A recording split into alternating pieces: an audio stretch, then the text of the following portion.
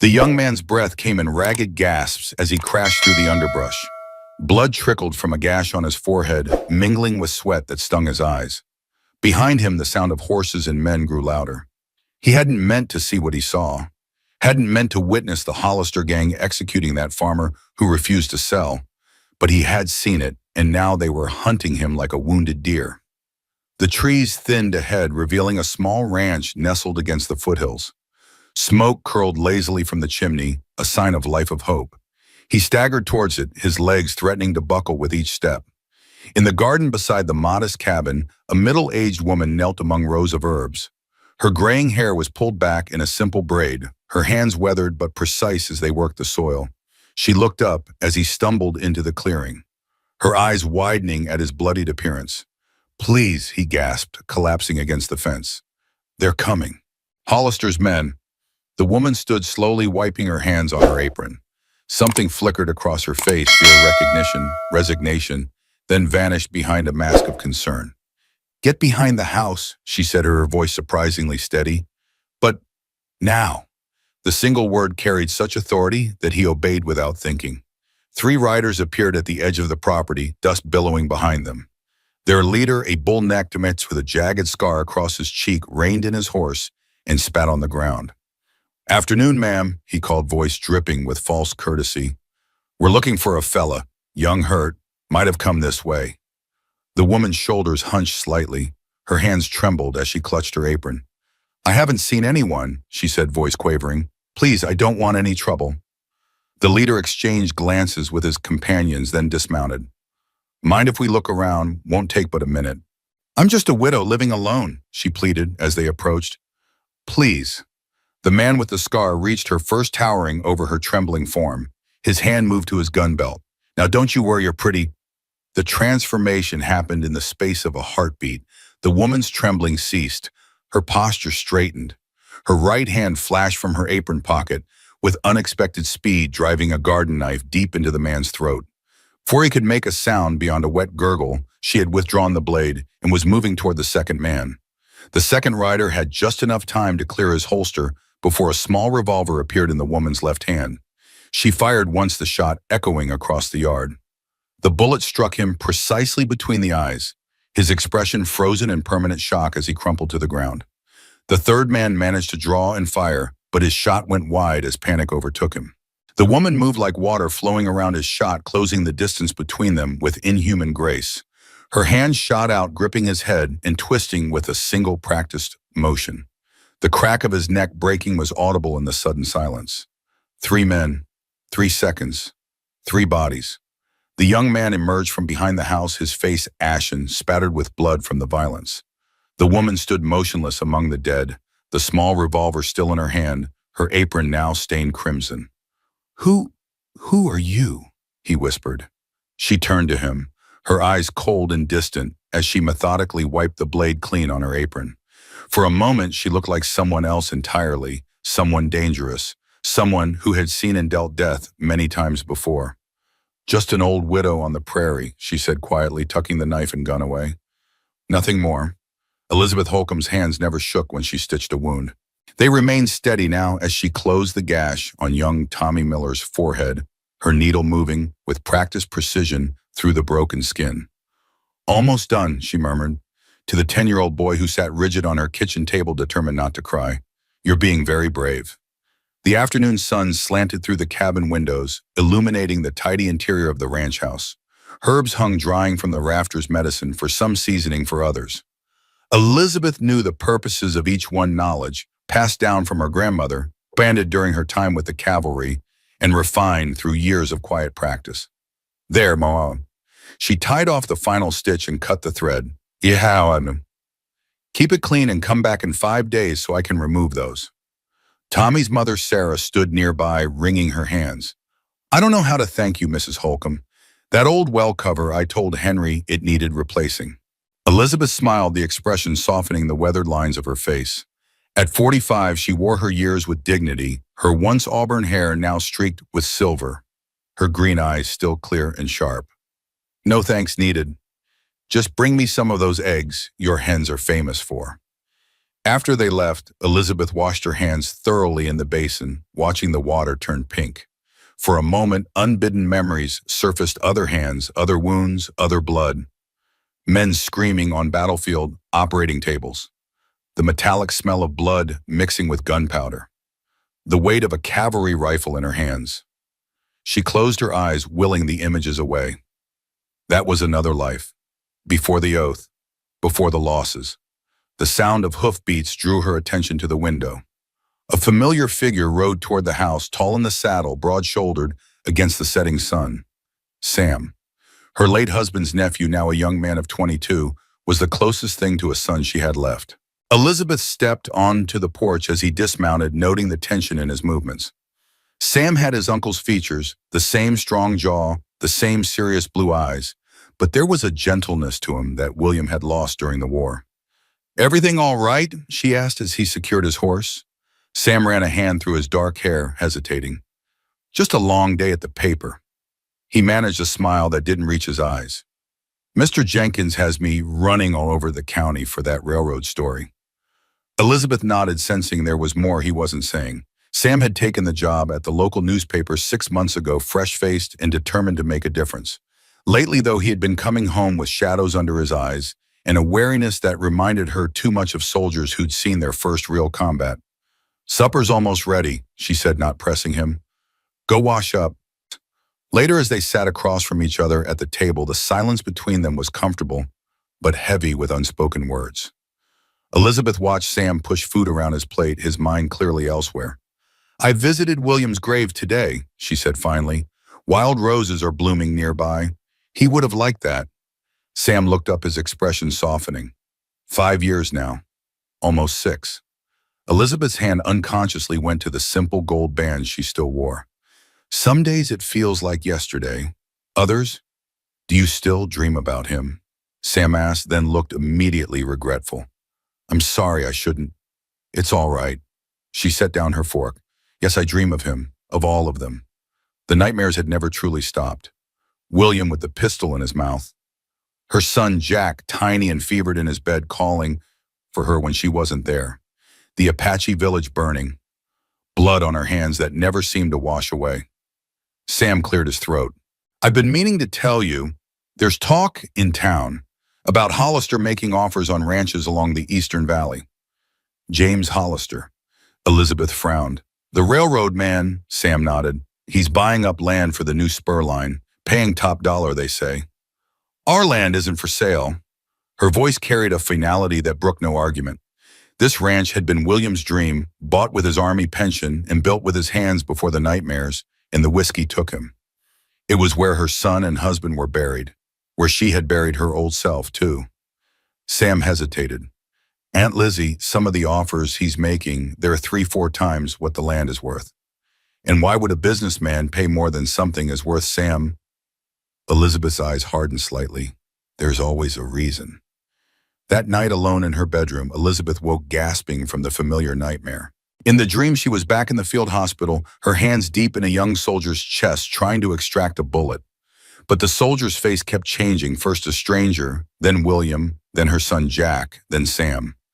Blood pulsed between her fingers as she worked, but she couldn't find the bullet, couldn't stop the bleeding, couldn't save any of them.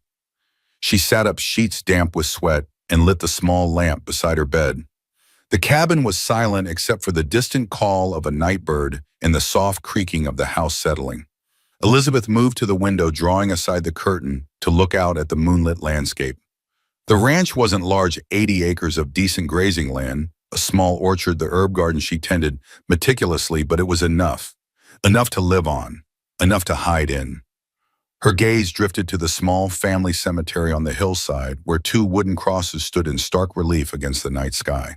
Sometimes she wondered if she should have planted a 3rd cross for herself, for the woman she'd been before it all went wrong. The war between the states had just begun when Elizabeth Miller first donned men's clothing and cut her hair short to follow her brother into the army. She was 19, headstrong and determined not to be left behind. Discovered within weeks, she narrowly avoided being sent home when the regiment's surgeon recognized her knowledge of herbs and healing. She became his assistant, learning field medicine by necessity and practice. By 1863, with casualties mounting and men in short supply, Elizabeth's other talents came to light. She could ride better than most men in the regiment. She could shoot with uncanny accuracy. Most importantly, she could move through enemy territory undetected. A woman was often invisible in ways a Union soldier could never be. Sergeant John Blackwood recognized her potential immediately. A grizzled veteran of the frontier Indian Wars, Blackwood took Elizabeth under his wing, training her in the arts of reconnaissance and survival. Under his tutelage, she became a shadow-gathering intelligence behind Confederate lines, identifying enemy positions, occasionally eliminating sentries with a silent knife when necessary. "You have a gift," Blackwood told her once after she returned from a particularly dangerous mission with vital intelligence. "But gifts like yours come with a price." Elizabeth hadn't understood his meaning then.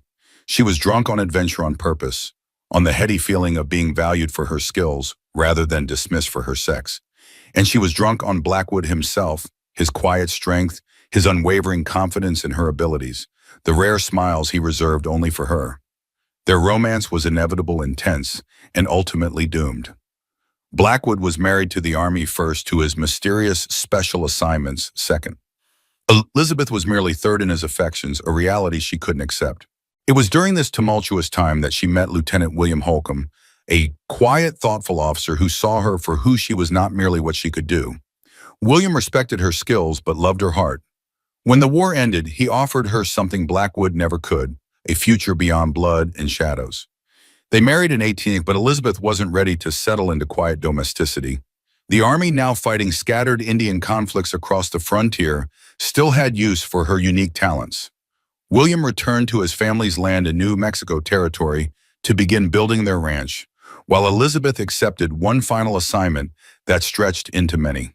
Working directly under Blackwood, and again, now Major Blackwood, Elizabeth served as both scout and field nurse for the 7th Cavalry. It was during this time she met and trained young Private Michael Reed, a raw recruit with natural talent and an obvious infatuation with his instructor. "He follows you like a puppy," Blackwood had observed with rare humor. Elizabeth had dismissed Reed's attention. "He'll grow out of it. They all do." But Reed's admiration only deepened as Elizabeth saved his life following a Comanche ambush. Extracting an arrow from his chest and nursing him back from the brink of death created a bond she hadn't anticipated. Still, she maintained a professional distance, her heart divided between her absent husband and her complicated feelings for Blackwood. Everything changed in the summer of 1870. Elizabeth and William's son Jack, born during a brief furlough home, was 3 years old, in the light of their lives. Elizabeth had been planning to resign her commission and join William permanently at the ranch when word came Jack had fallen ill with a raging fever. The same day, Blackwood approached her with an urgent mission. A band of Apache had been raiding settlements, and the cavalry needed Elizabeth's tracking skills to locate their camp. "You're the only one who can find them before they vanish into the mountains," Blackwood told her. "Without you, more settlers will die." The choice tore her apart. Her son needed her, but so did countless innocent families. In the end, duty won. Elizabeth left for the mission, sending word to William that she would return as soon as possible. She found the Apache camp easily enough. Too easily. What was supposed to be a scouting mission turned into a massacre when Colonel Kincaid arrived with 3 companies of cavalry. Despite Elizabeth's protests that these were peaceful Apache who couldn't possibly be the raiders, Kincaid ordered the attack. Elizabeth watched in horror as men, women, and children were cut down. When she tried to intervene, Kincaid had her restrained. "You're just a scout, Mrs. Holcomb," he had said coldly. "I decide what happens to hostiles." Later, she would learn the truth: the raiders were a fabrication. Kincaid wanted the Apache land for railroad interests he was secretly invested in. The massacre was nothing more than a land grab disguised as military necessity. By the time Elizabeth returned home, it was too late. Jack had died the day before she arrived. William, grief-stricken and bitter, could barely look at her. "You chose them over your own son," he said, the words cutting deeper than any knife. "You weren't here when he called for you." Elizabeth resigned from the Army the next day. She buried her uniform, her weapons, and her past in a locked trunk beneath the floorboards of the barn. She made a solemn vow on her son's grave: never again would she use her skills to harm another human being. Never again would she put duty above family. For the next 5 years, she tried to rebuild her marriage and her life. William sank deeper into drinking and depression, the war memories he'd kept at bay now flooding back, amplified by the loss of their son. Elizabeth became known locally as a healer, using her medical knowledge to tend to neighbors' ailments, careful never to reveal the full extent of her military background. Then came the morning she found William in the barn, his service revolver in his lifeless hand, a note simply reading, "I'm sorry, take care of Sam." Sam was 16, then newly orphaned by his parents' death from influenza. Elizabeth took him in, raised him as her own, and buried herself deeper in the identity of the quiet widow Holcomb, the skilled healer, the reclusive rancher, the woman who never spoke of her past, the woman who had locked away the killing parts of herself forever. Or so she thought. Spring turned to summer on the Holcomb Ranch. Elizabeth rose before dawn, each day tended her garden, cared for the small herd of cattle, and prepared remedies for the steady stream of neighbors seeking her healing skills. The routine was a comfort, a penance, a way to mark time passing without truly engaging with the world beyond her fences. Sam grew increasingly preoccupied with his work at the newspaper. He would return late sometimes with dust covering his clothes from long rides, often with papers stuffed hastily into his saddlebags. Elizabeth noticed but didn't pry. The boy had grown into a man with his own purpose, and she respected that.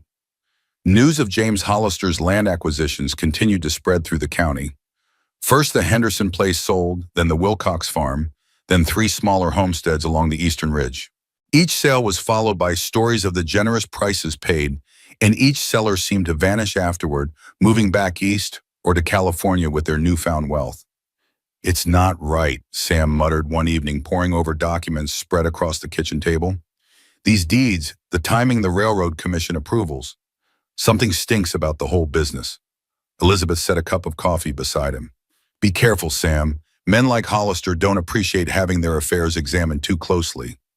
Sam looked up, his eyes burning with a righteous fire she recognized all too well. It was the same look William had worn when he spoke of fighting to preserve the Union. "Someone has to stand up to them, Aunt Lizzie. If people knew what was really happening, and what is really happening." She settled into the chair across from him. Sam hesitated, then pushed a crude map toward her. "The official railroad plan shows the spur line cutting northwest through mostly public land. But Hollister's buying up the Eastern Valley. Why pay top dollar for land the railroad doesn't even need?" Elizabeth studied the map, a sense of unease growing within her. "Unless the official plan isn't the real plan." "Exactly." Sam tapped another document. "I've been tracking water rights too. Every property Hollister buys includes full water rights to the streams crossing it." "Water's more valuable than gold out here," Elizabeth murmured. "And if someone controlled all the water access in the Eastern Valley, they'd control everything." Elizabeth felt a familiar prickle at the back of her neck, the sensation that had often warned her of ambush during her scouting days. "Sam, I want you to be careful. Promise me." Before he could answer, a knock at the door startled them both. Elizabeth moved instinctively to place herself between Sam and the potential threat, emotion so fluid and automatic that she didn't realize she'd done it until she saw the surprise in his eyes. The visitor was Jeffrey Collins, Hollister's land agent, a thin man with an oily smile and expensive Eastern clothes that seemed out of place in the New Mexico dust. Elizabeth met him on the porch, keeping the door firmly closed behind her. "Mr. Holcomb?" Collins removed his hat, revealing slick back hair. "Lovely evening." "Mr. Collins," Elizabeth nodded coolly, "what brings you to our home at this hour?" "Mr. Hollister has authorized me to make you an offer for your property." He withdrew an envelope from his jacket. "I think you will find it most generous." Elizabeth didn't take the envelope. "This land isn't for sale." Collins' smile didn't waver, but his eyes hardened slightly. "Perhaps you should look at the offer before deciding. It's 3 times the market value." "Mr. Collins, if I owned the Garden of Eden itself, it wouldn't be for sale. Not to Mr. Hollister, not to anyone." The land agent's facade cracked slightly. "Mrs. Holcomb, I don't think you understand the opportunity here. Mr. Hollister is being unusually generous with you specifically. He's a great admirer of widows who've maintained their properties successfully." The implication in his tone made her skin crawl. "My answer is no. Good night, Mr. Collins." As she turned to go inside, his voice stopped her. "Things are changing in this valley, Mrs. Holcomb. Progress is coming. Those who don't get on board might find themselves left behind, or worse." Elizabeth faced him again, and something in her expression made Collins take an involuntary step back. For just a moment, the mask of the gentle widow slipped, revealing something cold and dangerous beneath. "Are you threatening me, Mr. Collins?" He recovered, quickly replacing his hat. "Just offering friendly advice. Mr. Hollister always gets what he wants one way or another. I'd hate to see a woman alone facing difficulties." "I've faced difficulties before," Elizabeth said quietly. "Please tell Mr. Hollister that my answer is final." After Collins left, Elizabeth remained on the porch watching until his horse disappeared into the gathering darkness. The encounter had awakened something inside her, a vigilance she hadn't felt in years. "What did he want?" Sam asked when she returned inside. "To buy the ranch." Elizabeth began methodically clearing the table. "I declined." Sam studied her face. "He threatened you, didn't he?" She didn't answer directly. "We should be more careful from now on. Keep the rifle loaded. Lock the doors at night." That night, Elizabeth dreamed not of the past, but of the present, of shadows moving around her home, of fire consuming the barn, of Sam calling for help while she stood frozen, unable to act. She woke before dawn, drenched in sweat, the oath she'd sworn echoing in her mind. Never again would she use her skills to harm another human being. But what if keeping that oath meant failing to protect what mattered most? For 3 weeks, life continued in tense anticipation. Collins didn't return, but Elizabeth noticed strangers in town watching the ranch from a distance. She adjusted her routines, never leaving Sam alone at the property, always returning before dark. Old habits resurfaced, checking sight lines, noting escape routes, sleeping lightly with a kitchen knife within reach. Sam continued his investigation, though now he kept his notes hidden and spoke of them only in whispers. Elizabeth caught fragments, financial records, secret investors, a senator's name mentioned with suspicion. "I'm close to something big," he told her one morning as he prepared to ride to town. "Mr. Jenkins is giving me the front page if I can verify my sources."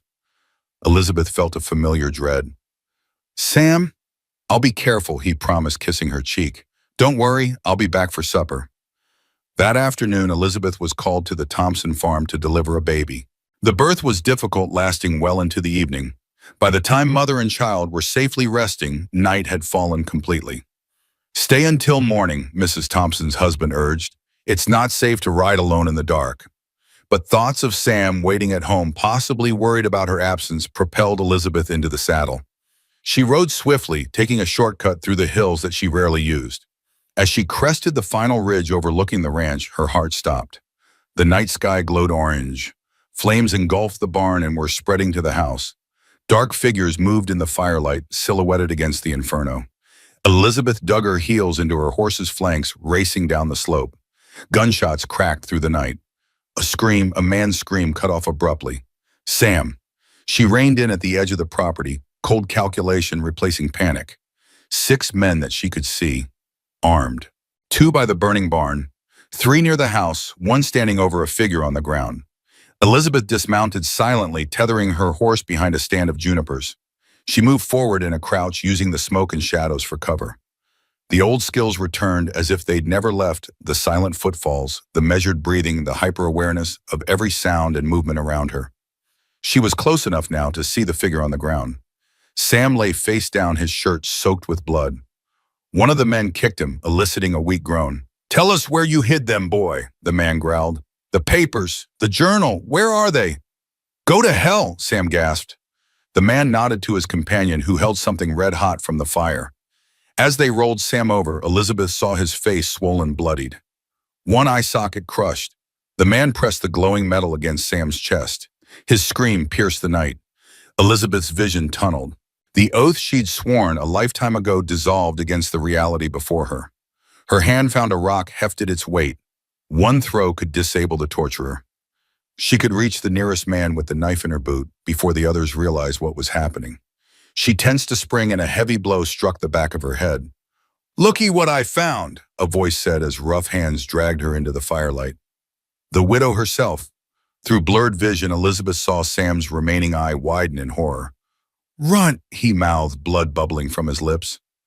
The leader of the group approached, his face hidden in shadow. "Mrs. Holcomb, I'm sorry it came to this." They forced her to kneel beside Sam. Up close, she could see the full extent of his injuries. Fingernails extracted, patches of skin flayed from his arms, eyes punctured. These men weren't just killers, they were experienced torturers. "Where is the journal?" the leader demanded. Elizabeth looked from Sam's ruined face to the men surrounding them. "I don't know what you're talking about. Please let us go. Take whatever you want." The leader sighed. "Search the house again. Tear up the floorboards if you have to." While his men complied, he crouched before Elizabeth. "This didn't have to happen. A simple business transaction, that's all we wanted. But your nephew couldn't leave well enough alone. Started asking questions. Found things he shouldn't have." Sam coughed weakly. "Aunt Lizzie," he whispered. "Diary.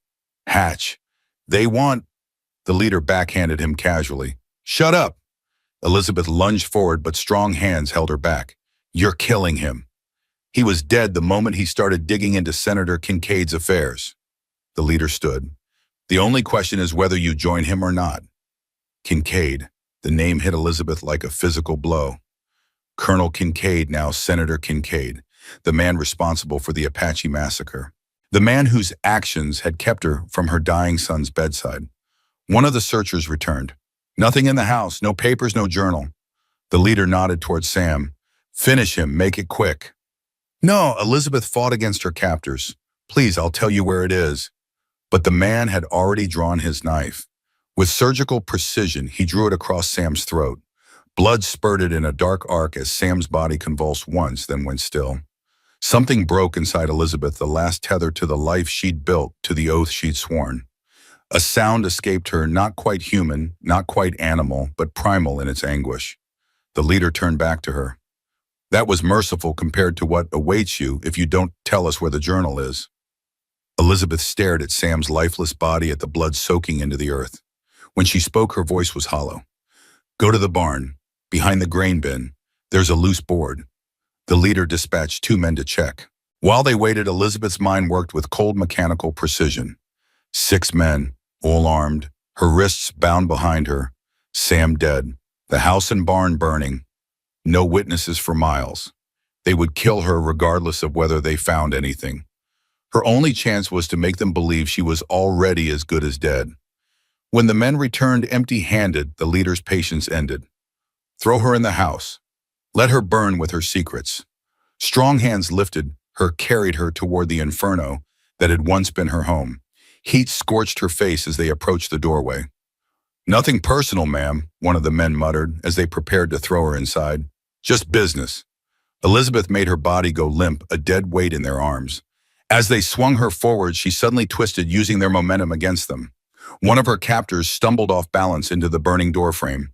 His scream as the flames caught his clothing provided the distraction she needed. She rammed her shoulder into the second man's stomach, driving him backward.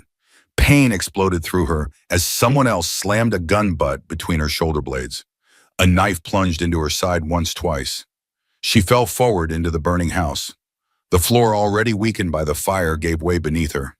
Elizabeth plunged downward into darkness and cold. The water cistern beneath the kitchen. The fall knocked what little breath remained from her lungs. Pain engulfed her as the water closed over her head.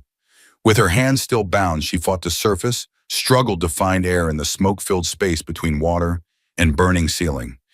Each breath was agony. Each movement sent fresh waves of pain from her stab wounds. Above, she heard the men shouting. "She fell through. Is she dead? Has to be. No one could survive that. The whole place is coming down anyway." The voices receded. Through a haze of pain and smoke, Elizabeth managed to maneuver to the side of the cistern, where stone steps led up to what had been the kitchen. The water had saved her from the flames, but blood poured from her wounds, turning the water around her dark. With the last of her strength, she dragged herself onto the steps just high enough to keep her face above water. The house continued to burn above her, sections of floor and ceiling, collapsing in showers of sparks. Soon the entire structure would fall, burying her in this watery grave. As consciousness began to fade, Elizabeth's thoughts turned to Sam, to William, to her son Jack. She had failed them all. The oath she'd kept for so long had been worthless in the end. She couldn't protect the ones she loved. "I'm sorry," she whispered to ghosts that couldn't hear her. Her last conscious thought was a memory, Sergeant Blackwood's voice from long ago, teaching her how to survive when all seemed lost. "Pain is information," he had said. "Use it. Let it fuel you. When there's nothing else left, hatred will keep your heart beating." Darkness took her then, but somewhere deep inside a spark ignited a burning hatred for Hollister, for Kincaid, for the men who had destroyed everything she had left. A hatred that would not let her die. Pain greeted Elizabeth first. Not the sharp, immediate agony of fresh wounds, but the deep, throbbing ache of injuries partially healed. She surfaced slowly through layers of consciousness, aware of rough fabric beneath her, the smell of herbs, the distant crackling of fire. Not the inferno that had consumed her home. This was a controlled blaze, a hearth fire. She was alive somehow. Elizabeth tried to open her eyes. Only the right responded. The left remained sealed shut, swollen and crusted. Her vision swam, bringing into focus a low ceiling of rough-hewn beams, bundles of dried plants hanging from hooks, a small window where faint light filtered through an animal hide covering. She attempted to move and gasped as white-hot pain lanced through her side. Memory flooded back, the knife plunging between her ribs, the fall into the cistern, Sam's throat being cut while she watched helplessly. Sam. A guttural sound escaped her parched lips, part moan, part sob. "Ah, you returned to us." A woman's face appeared above her, weathered brown skin creased with age, dark eyes sharp with intelligence. Her silver-streaked black hair was pulled back in a long braid, and she wore a mixture of traditional Mexican clothing and what appeared to be Apache beadwork. "Drink," the woman commanded, supporting Elizabeth's head while holding a clay cup to her lips. The liquid was bitter but brought immediate clarity, cutting through the fog of pain and confusion. Elizabeth swallowed, then coughed weakly. "Who?" Her voice cracked, barely a whisper. "I am Maria Reyes." The woman set the cup aside. "You have been in my home for 16 days, fighting to live." 16 days. The knowledge struck Elizabeth like a physical blow. More than 2 weeks lost. Sam's body left to the elements or wild animals. No proper burial. No justice. "How?" Elizabeth managed. Maria's expression remained impassive. "I found you half dead in the ruins of your home. The fire had burned itself out. Coyotes were gathering. I thought you were a corpse until you moaned when I touched you." Elizabeth closed her eye, processing this information. She should be dead. By all rights, she would be, if not for this stranger's intervention. "Why?" she whispered. Now Maria's face showed the first hint of emotion, a tightening around the eyes, a slight downward turn of the mouth. "That is a longer conversation for when you are stronger." She stood, moving to a small table covered with herbs and bottles. "For now, you must rest. Your body has much healing to do." Over the next several days, Elizabeth drifted between consciousness and fevered dreams. When lucid, she noted details of her surroundings, a small single-room adobe dwelling isolated in scrubland that marked the boundary between settled ranch country and the wilder foothills. Maria came and went, changing poultices on Elizabeth's wounds, forcing bitter medicines down her throat, saying little. With each passing day, Elizabeth's strength gradually returned. The fog of injury and fever receded, replaced by something colder and more focused rage crystallizing into purpose. One morning, she woke fully alert for the first time. Carefully testing each movement, she pushed herself to a sitting position. Her left eye now opened partially, though the vision remained blurry. Her side ached where the knife had penetrated, but the wound had closed. She cataloged her injuries with clinical detachment: 3 broken ribs, extensive bruising, second-degree burns on her right arm and shoulder, a deep gash on the back of her head. Maria entered carrying a bundle of herbs. She showed no surprise at seeing Elizabeth sitting up. "Good," she said simply. "You are ready to begin." "Begin what?" Elizabeth's voice was stronger now, though still rough from smoke damage. "Your vengeance." Maria set down her bundle and faced Elizabeth directly. "That is why you fight to live, is it not, to kill the men who murdered your nephew and burned your home?" Elizabeth didn't deny it. The thought of revenge had been her anchor, the one constant through the pain and delirium of recovery. "I made an oath once," she said quietly, "never to harm another human being again, never to use my skills to bring death." Maria's eyes narrowed slightly. "And now I understand that some oaths must be broken, some debts must be paid in blood." Maria nodded, seemingly satisfied. "Then we begin today." Elizabeth's recovery accelerated with her newfound purpose. Each morning began with herbal tea that Maria brewed to reduce inflammation and manage pain. Then came exercises, first simple movements to rebuild strength, then more complex routines that Elizabeth recognized from her cavalry days. "You know military drills," she observed one day as Maria corrected her stance. "I have known many soldiers," was the only explanation offered. As Elizabeth grew stronger, she explored the area surrounding Maria's isolated cabin. The dwelling sat on a rocky outcropping overlooking a small valley with sightlines in all directions, a location chosen for its defensibility. No one could approach without being seen from a considerable distance. One evening, returning from a walk that had pushed the limits of her endurance, Elizabeth found Maria sorting through a stack of singed papers. "Where did you get those?" Elizabeth asked sharply, recognizing Sam's handwriting. "From the ashes of your home." Maria handed her the papers. "I have been gathering what survived while you healed." Elizabeth's hands trembled as she took the fragile, smoke-damaged pages. Field notes, interview transcripts, copies of land deeds, fragments of Sam's investigation. Most were partially burned or water damaged, but together they began to form a picture. Hollister's land purchases created a pattern. Water rights diverted to shell companies. References to Senator Wallace Kincaid appeared repeatedly. "There's more," Maria said, producing a small leather journal from her pocket. "This I found beneath the floor of what was once your root cellar."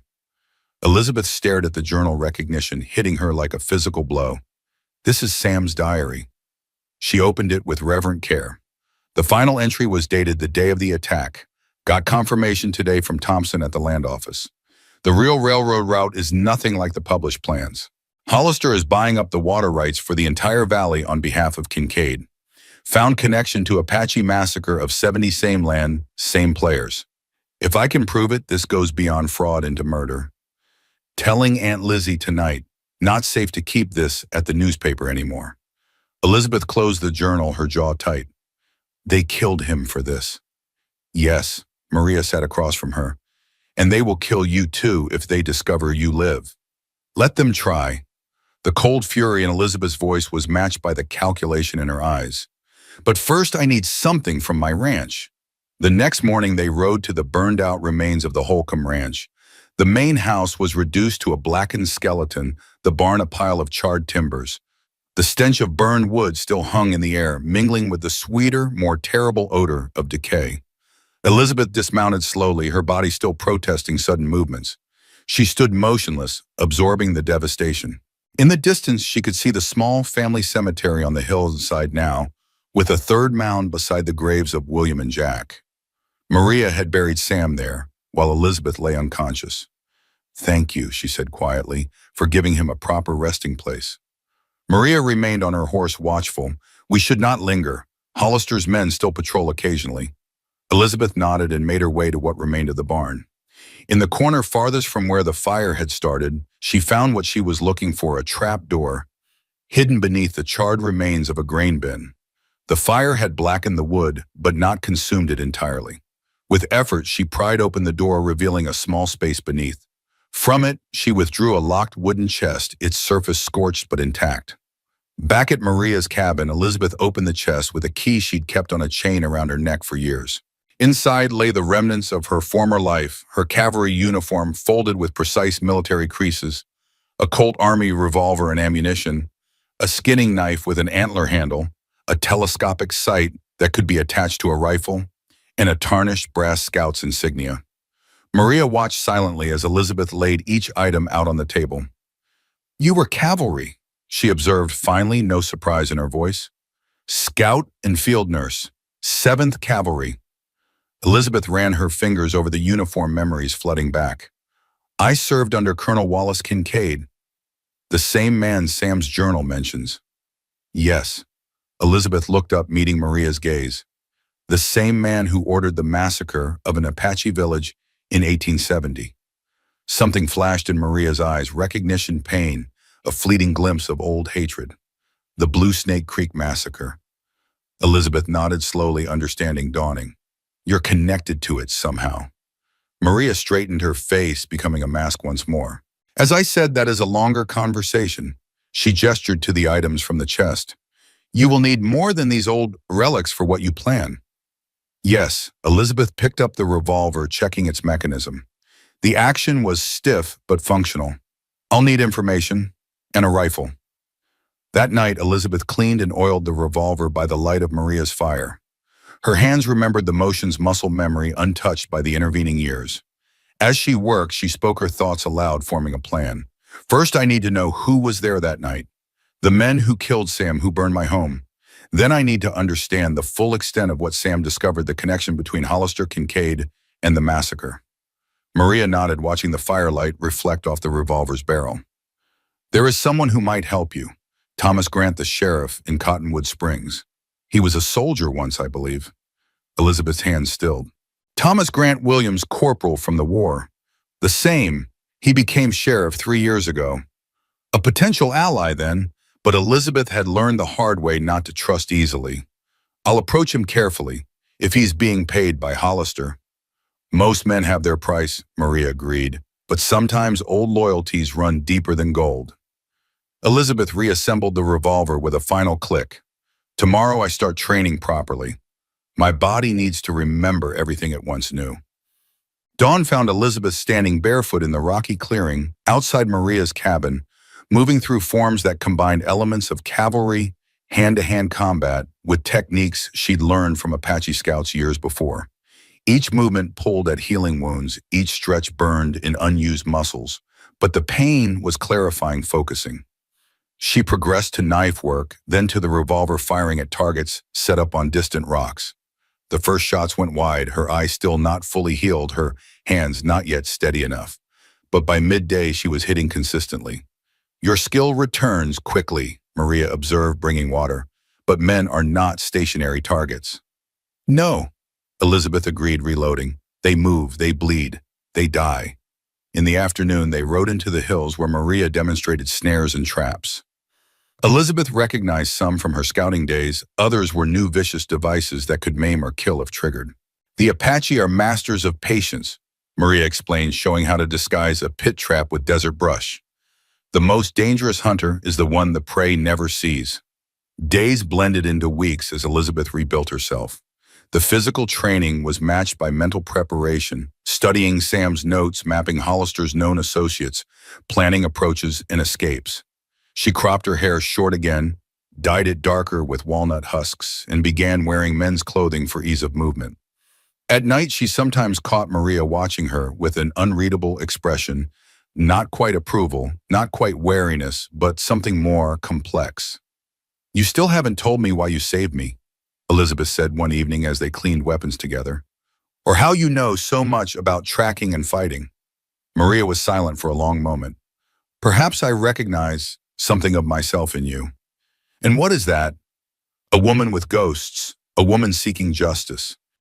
Maria tested the edge of a knife with her thumb. Or perhaps revenge. Sometimes the line blurs. Elizabeth couldn't disagree. The distinction between justice and vengeance seemed academic now, a luxury for those who hadn't watched their loved ones die. After a month of training, Elizabeth decided it was time. Her body had healed as much as it would. Her skills had returned sufficiently. The anger that fueled her had solidified into cold, implacable purpose. I'm going to Cottonwood Springs tomorrow, she told Maria, to speak with Sheriff Grant. Maria nodded. Take care, the town has eyes loyal to Hollister. I'll be careful. Elizabeth checked her revolver one final time. But it's time the hunters became the hunted. Cottonwood Springs was a growing settlement, too large to be called a town, too small for a city. The railroad had brought prosperity to some, hardship to others, as traditional ways of life were disrupted. Elizabeth rode in shortly after noon when the main street was busy enough for her to blend in, but not so crowded as to create complications. She'd altered her appearance beyond the dyed hair. A flat-brimmed hat pulled low, a bandana that could be raised quickly to cover the lower half of her face, clothing loose enough to hide her feminine figure, but not so baggy as to impede movement. From a distance, she could pass for a young man or an aging one, anonymous, forgettable. The sheriff's office sat midway down the main street, a solid brick building that also housed the small jail. Elizabeth tethered her horse nearby and observed from the shadows of a general store awning. Through the windows, she could see Grant at his desk, older, grayer than she remembered from William's funeral, but unmistakably the same man. She waited until he was alone before approaching, entering the office silently, and closing the door behind her. Grant looked up, his hand automatically moving toward the revolver on his desk. Can I help you, mister? Elizabeth removed her hat. Hello, Thomas. It's been a long time. Recognition dawned slowly, then hit with visible force. Mrs. Holcomb, Elizabeth.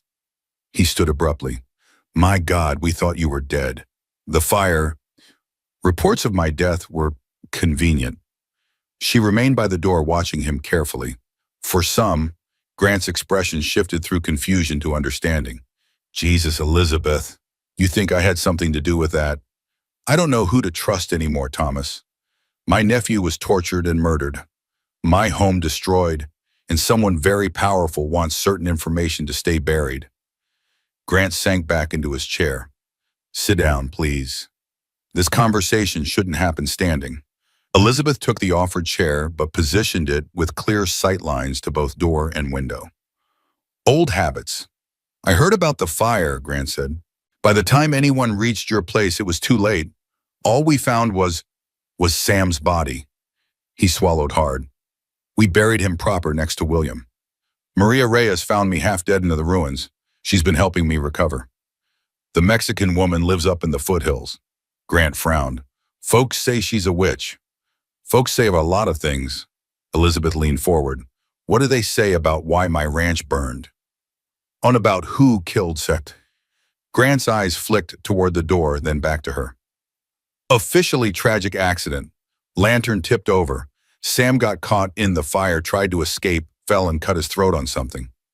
And unofficially, he lowered his voice. People talk about Sam asking questions. About land deals, water rights. About Hollister and his connections back east. Grant's jaw tightened. But no one talks loud. Understand Hollister has influence. Men on his payroll everywhere. Are you on his payroll, Thomas? The question hung between them, blunt and dangerous. Grant's face flushed with anger, then settled into something sadder. William Holcomb saved my life at Antietam, carried me 2 miles with a bullet in his own leg.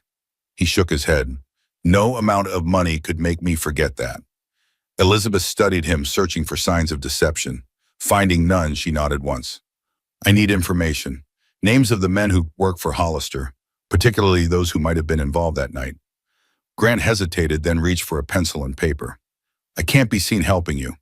You understand that, right? If Hollister suspects. I understand discretion, Thomas. Better than most.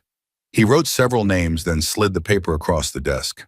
His core group, the ones who do the dirty work. Jackson Miller's the worst. They call him the knife for his methods of persuasion. Frank Dobbs is ex-cavalry mean streak a mile wide. The Quinn brothers handle most of the arson. Elizabeth committed the names to memory, then tucked the paper away. What about Hollister himself? Where is he based? Has a big ranch 10 miles east of town. Former Spencer Place. Built it up into a small fortress. Grant lowered his voice further. There's talk he's expecting a special visitor soon. Senator Kincaid's coming to review the railroad progress. Kincaid. The name sent ice through Elizabeth's veins. When you 2 weeks, maybe 3. They're keeping it quiet, but my deputy's cousin works at the hotel where they're preparing rooms. Elizabeth stood. Thank you, Thomas. I'll be discreet with this information. As she turned to leave, Grant called after her softly. Elizabeth, what are you planning to do? She paused, hand on the doorknob. What needs to be done? The look in her eyes must have conveyed more than words because Grant's face paled slightly. These are dangerous men. If you're thinking of taking matters into your own hands. They already took everything from me, Thomas. What more can they do? Kill you for real this time. He stood approaching her cautiously. Let the law handle this. Give me time to build a case. Elizabeth smiled without humor. How much evidence do you need that they've already corrupted your law? How many more Sam Holcombs have to die while you build a case? Grant had no answer for that. Just be careful with what you learn, Elizabeth said more gently. Knowledge is dangerous to possess. Sam discovered that the hard way. Back at Maria's cabin that evening, Elizabeth laid out what she'd learned, plotting locations on a rough map of the area. The Quinn brothers will be first, she decided. They're the arsonists. They burn my home. They'll understand the poetry of what happens to them. Maria watched her with that same unreadable expression. And after them, one by one, working my way up the chain, Hollister will be last. I want him to know what's coming. I want him to feel the noose tightening. And Kincaid. Elizabeth's eyes hardened. Kincaid is part of something bigger. I need to understand the full picture before I move against him. That night, Elizabeth prepared. She cleaned her weapons, checked her supplies, and studied the map until she had memorized every route and landmark. Tomorrow would mark the beginning, the first blood spilled in payment for Sam's death. As she worked, a memory surfaced, William's voice on their wedding day, gentle but concerned. The war changes people, Lizzie. It changed me, see. It changed you too, though you might not see it yet. She had dismissed his worry then. Now she understood what he'd meant. War didn't just change people, it revealed what was always there beneath the surface, waiting for the right circumstances to emerge. The Quinn brothers made their camp in an abandoned line shack 3 miles from town, close enough for convenience, remote enough for privacy. They were creatures of habit, returning each evening after drinking at the saloon, too confident in their association with Hollister to worry about enemies. Elizabeth watched them for 3 days, learning their patterns, noting their carelessness. On the 4th night, she was ready. The elder Quinn, Silas, staggered back to camp alone, his brother having found company for the evening. Perfect. Divide and conquer, the oldest strategy in warfare. Elizabeth let him enter the shack, light his lamp, and remove his gun belt before she made her to move. The door creaked as she pushed it open. Silas turned, squinting into the shadows.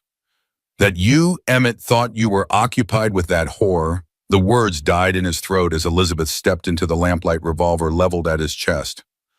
Hello, Mr. Quinn. Her voice was soft, almost gentle. Do you remember me? Confusion, then dawning recognition crossed his features. You can't be. You're dead. Evidently not. She closed the door behind her. Sit down. Look, lady, I don't know what you think. Sit down. Each word carried the weight of a bullet. He sat, eyes darting toward his gun belt hanging by the door. You helped burn my ranch, Elizabeth said, still in that same gentle tone. You helped to kill my nephew. I don't know what you're talking about. Sweat beaded on his forehead. I'm just a working man. Please don't lie, Mr. Quinn. It wastes what little time you have left.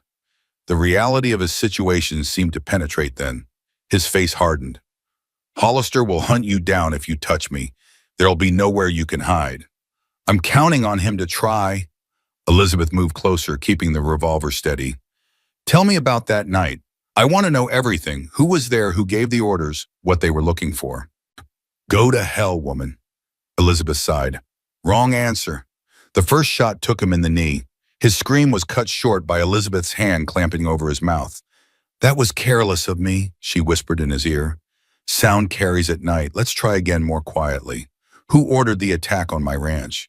Tears streaming down his face, Silas gasped. Hollister. It's always Hollister. And the others who were there, pain loosened his tongue. Names spilled out between arms, confirming what Grant had told her, adding details about their usual haunts, their roles in Hollister's organization. What were they looking for? Elizabeth pressed. Papers, a journal, something the kid found out about the senator, about land deals from years back. And Kincaid. What's his connection to Hollister? Silas shook his head frantically. I don't know those details. Swear to God, we just do what we're told. Elizabeth believed him. Men like the Quinns were tools, not confidants. She had learned what she could from him. One last question, Mr. Quinn. She moved the revolver to his temple. Do you know what happens to arsonists in hell? His eyes widened in terror. Please. They burn. Dawn revealed the line shack engulfed in flames, visible for miles across the prairie.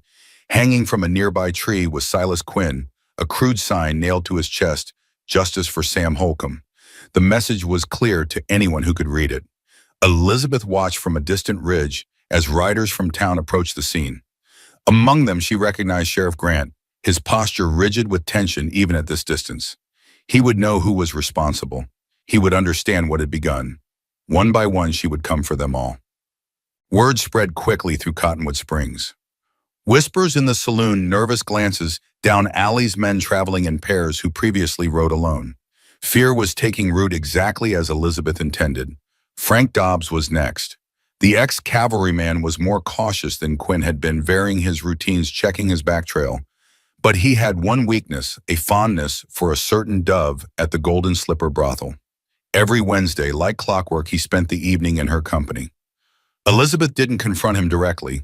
Instead, she slipped into the kitchen of the brothel while the madam was distracted adding a generous portion of foxglove extract to the bottle of whiskey set aside for Dobbs's usual room.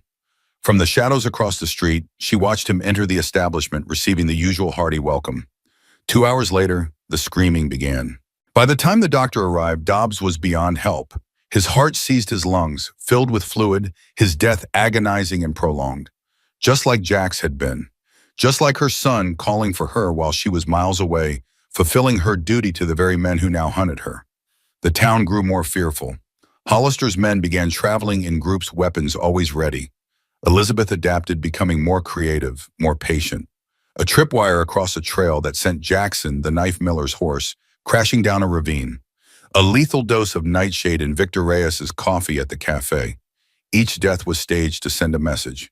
Each victim selected with purpose. No innocent bystanders, no collateral damage. Just precise, targeted elimination of the men responsible for Sam's death and her home's destruction. Sheriff Grant tried to maintain order, but his authority was undermined by his inability to catch the killer. Some townspeople whispered of ghosts of divine retribution. Others, those who had suffered under Hollister's expansion, quietly celebrated each new body. After the fourth killing, Elizabeth returned to Maria's cabin to find the woman waiting for her expression. Grave. "You've stirred the hornet's nest," Maria said without preamble. "Hollister has sent for professional manhunters. 20 men are coming from Santa Fe." Elizabeth began cleaning her weapons unperturbed. "Let them come. You cannot fight an army alone." "I'm not fighting an army. I'm hunting specific men." Elizabeth looked up from her work. "Unless you're suggesting I stop now with the job half done." Maria was silent for a long moment. "No, but perhaps it is time I told you why I saved you that night." Elizabeth set down her cleaning cloth, giving Maria her full attention. "My full name is Maria Reyes Lone Wolf." Maria's voice took on a formal quality. "My brother was Chief Lone Wolf of the Blue Snake Creek Apache." The implications hit Elizabeth like a physical blow. "The massacre. You're connected to the massacre." Maria nodded once. "I was away from the village that day trading with Mexican settlers. When I returned, everyone was dead. My brother, his wives, my nephews and nieces, 43 people, my entire family." Elizabeth's throat tightened. "Maria, I know who you are, Elizabeth Holcomb. I recognized your name years ago when you first came to this valley. You were there that day. You were the scout who led the cavalry to our village." The accusation hung in the air between them, heavy with decades of grief. "I didn't know what Kincaid planned," Elizabeth said softly. "I was told we were tracking raiders. When I realized these were peaceful people, I tried to stop it. They restrained me." "I know." Maria's dark eyes held no accusation now, only a deep, abiding sadness. "I learned the truth over the years. I followed your life from a distance. I watched you build your ranch, saw your husband drink himself to death, observed. You raised the boy." Elizabeth struggled to process this revelation. "If you knew who I was, why save me? Why help me now? At first I tracked you intending vengeance, but I saw how you suffered, how you tried to atone through healing others, how you turned away from violence." Maria's weathered hands folded in her lap. "And then I learned the larger truth that Kincaid had orchestrated the massacre to clear the land for his railroad interests. That my people died not even for the usual white man's hatred, but for simple greed." She leaned forward. "When I found you dying in the ruins, I recognized the hand of the same evil that destroyed my family.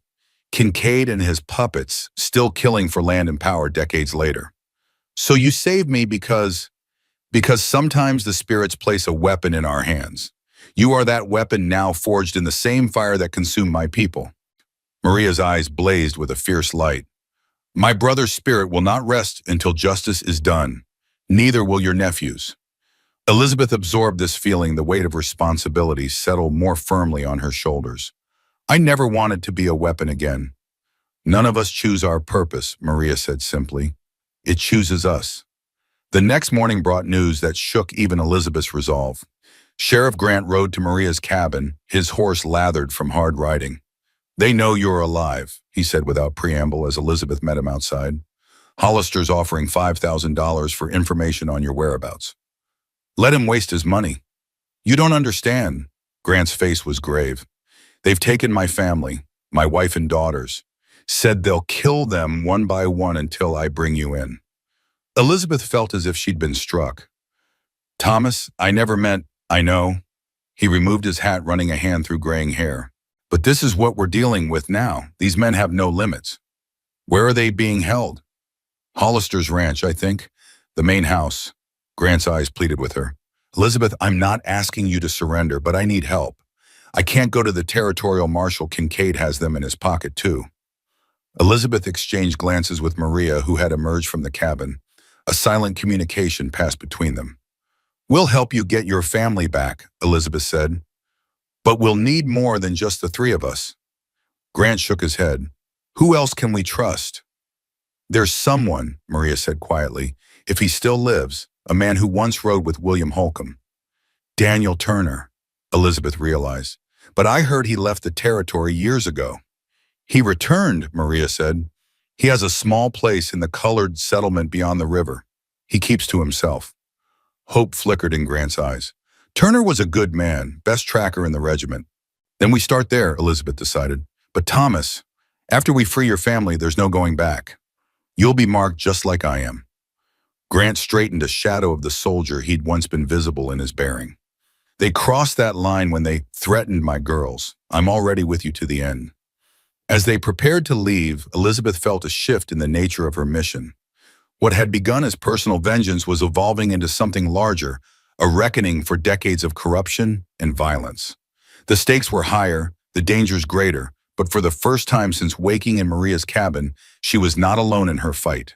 The hunters had become the hunted, but now the prey was learning to hunt back. Daniel Turner's home was a modest cabin nestled in a stand of cottonwoods near the river. The small settlement of freedmen and their families kept to themselves, maintaining a wary relationship with the white town nearby. Here, former slaves and buffalo soldiers had carved out a precarious existence on land no one else wanted until recently. Elizabeth, Maria, and Grant approached cautiously, aware that Turner would have legitimate reasons to distrust uninvited visitors. They stopped at the edge of his property, Grant remaining with the horses, while Elizabeth and Maria continued on foot. Before they reached the cabin, a deep voice called from the trees to their left. "That's far enough." Elizabeth turned slowly, hands visible, to face the barrel of a Winchester rifle held by a broad-shouldered black man in his early 50s.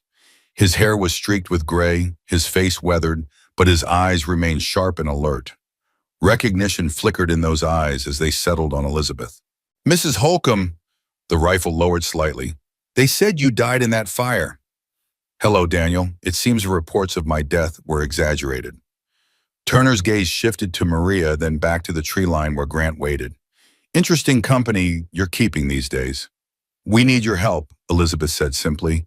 "Sheriff Grant's family has been taken by Hollister's men, hostages to force him to betray me." Turner's expression hardened. "Hollister, that bastard's been trying to buy us out for months, threatening those who won't sell. Then you understand what we're facing." Turner considered them for a long moment before lowering his rifle completely. "Come inside. No sense having this conversation in the open." The cabin's interior was spare but meticulously maintained. Maps covered one wall marked with notations about water sources and property boundaries.